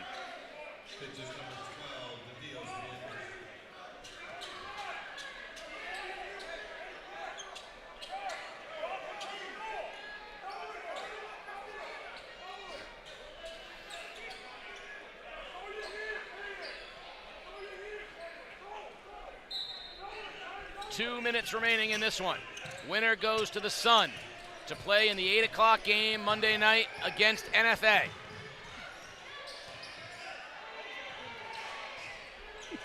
DeDios hounding Marquez. Marquez, the lefty, no good. Kazantzis came out with the steal and draws the foul. If that would have gone by Marquez, that was a tough shot. But it was close. And Kazantzis, he was right there to shoot it, but clearly he knows his role is to look for the other guys on the floor. But he could have put that up for a layup. Third foul on Reels. Killingly inbounds. Hall looking for Sumner down on the block. Double teamed. Kick back to Hall. Hall for three. Back iron too strong. Simons Gaskin with the rebound. The clock is not on. Timeout Fitch, but I don't know if anyone noticed the clock wasn't running. Right. So we have a timeout. We're going to take a quick break. You're watching Game Day live on theday.com. Even the toughest, manliest men face life's challenges, and it's okay to admit it. Whether it's stress, anxiety, or just feeling like things aren't going right, you're not alone. Take the 20-point head inspection at mantherapy.org and start putting your mental health first. It's quick, simple, and designed to help you recognize the signs before they get overwhelming. Man Therapy. Therapy the way a man does it. An injury due to someone else's carelessness can change everything. At Messier, Massad, Burdick and Associates, we understand that life's unexpected turns can be overwhelming, and our experienced legal team is here to help. Whether it's a car accident, slip and fall, or dog attack, we advocate on your behalf. Insurance companies have teams of lawyers on their side, and you can too. We hope you never need our services, but we are here if you do. Call Messier, Massad, Burdick and Associates today at 860-MMB-TEAM or visit mmbteam.com. Messier, Massad, Burdick and Associates. Why have one attorney when you can have a team? 7-point lead for Fitch. The clock did not run on the last possession. It probably had a good 6 seconds that could have come off the clock, but we'll have 1:47 remaining here in the ballgame. Max, you were listening in to Coach Kareem Brown. What was he talking about? Kareem Brown right there was trying to emphasize to his team best shot possible. We can't afford to just bomb threes as they did the last possession. And the main thing to end his coaching was to get the ball into X's hands. Xavier Goods, that looks to be the closer coming to the Falcons as he just finishes the and one. Well, he is in fact the closer. There he goes, got to the basket, left hand finishes is good. Just got done saying how much he loves the left hand. And he'll go to the line to shoot a free throw, brought to you by Phillies. This could be a long minute 34 because obviously Killingly's got to stop the clock to get opportunities to get the ball back. And as we were saying, this could get out of hand real quick. One free throw for Xavier Good.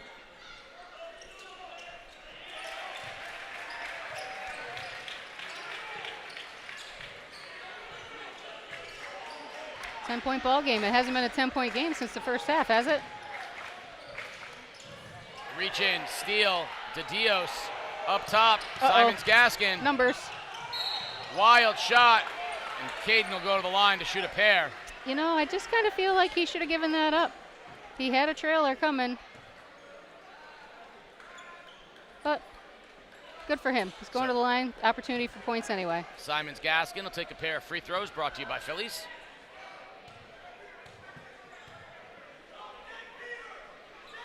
Fitch up 11, crowd starting to head to the exits. Minute 19 away from facing MFA at Mohegan Sun, Monday night, 8 o'clock.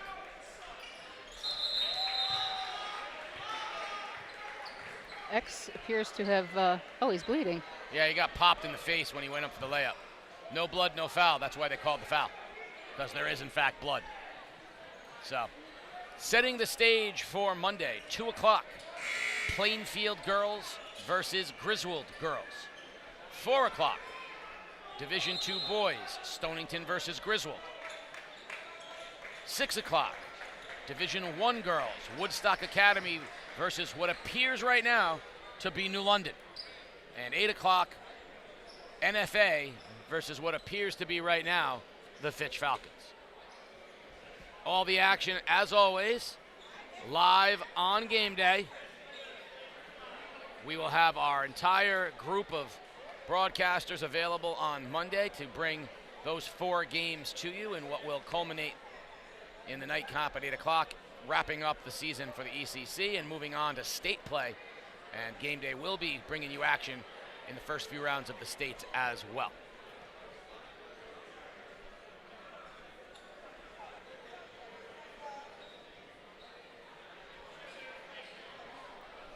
So they're dealing with Xavier Good. They're over at the scorer's table because something's going on. Well, they got to change his jersey, so they got to report the number change.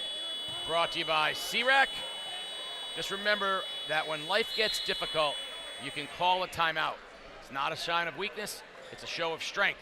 Find someone you can connect with, someone you trust, and ask for help at www.cracct.org. Take a timeout, it can make a difference. New London up 12 with 2 minutes remaining in the game. And Fitch up 12 with 1:19 remaining in the game. And Fitch with a full court press.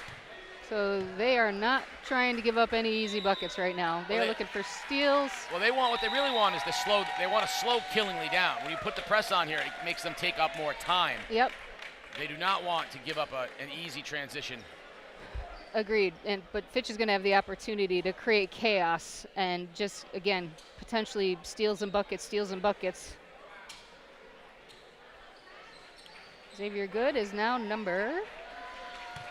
He is now in at number 11, so he's taking Shane Sebastian Smalls' jersey.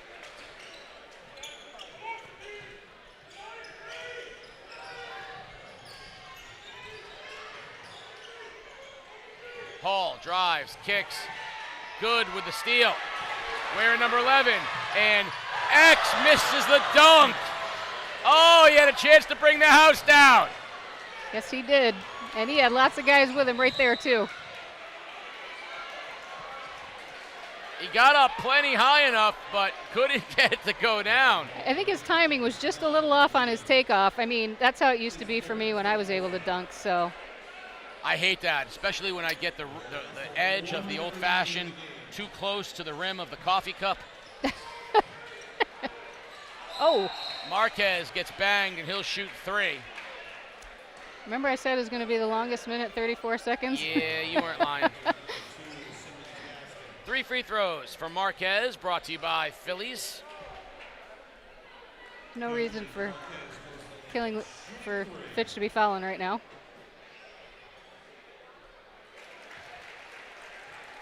Killingly will move on and play in the state playoffs in Division 3. Fitch will move on in Division 2. And I can tell you already, I always look ahead to next year. The backcourt of Marquez and Crowley next year for Killingly is going to be a lot of fun. Yes, it is. Killingly is the 8th seed in Division 3. So they'll get a home game, which means someone's heading to Killingly. Foul against Killingly. Fitch is the 4 seed in Division 2. Good will go to the line to shoot a pair. Phillies free throws, 10-point lead. X has gotten himself to the line probably more than any Killingly player, the Killingly team combined.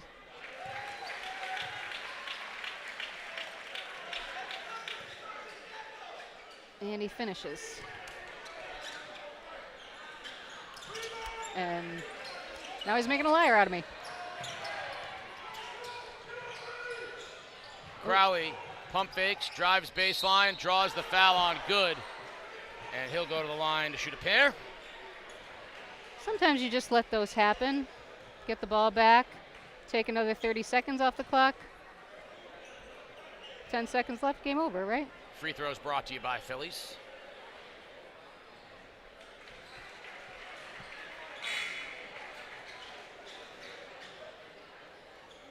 Another one for Crowley.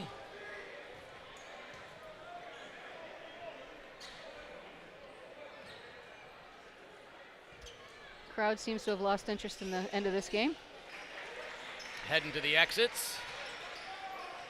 Probably got to walk a mile and a half to get to their cars. Sumner fouls Simons Gaskin, so he'll go to the line to shoot 2.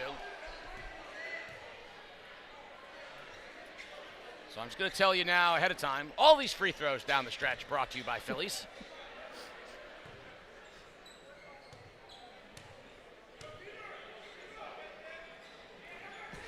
One more for Simons Gaskin. I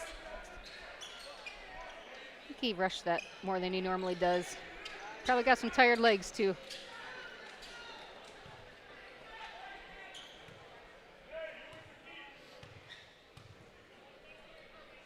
Second one is in and out. Fitch putting on pressure, trying to take up some time. Kazantzis for three, no good, in and out.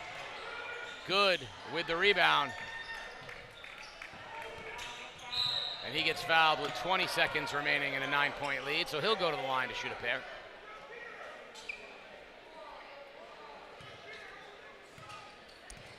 Killingly gave Fitch all they could.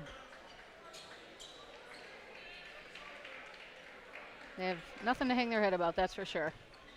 Final score from Fitch High School, 52-35, New London over Ledyard. And the New London Whalers will be heading to play Woodstock on Monday in the 6 o'clock game at Mohegan Sun. Good knocks that one down.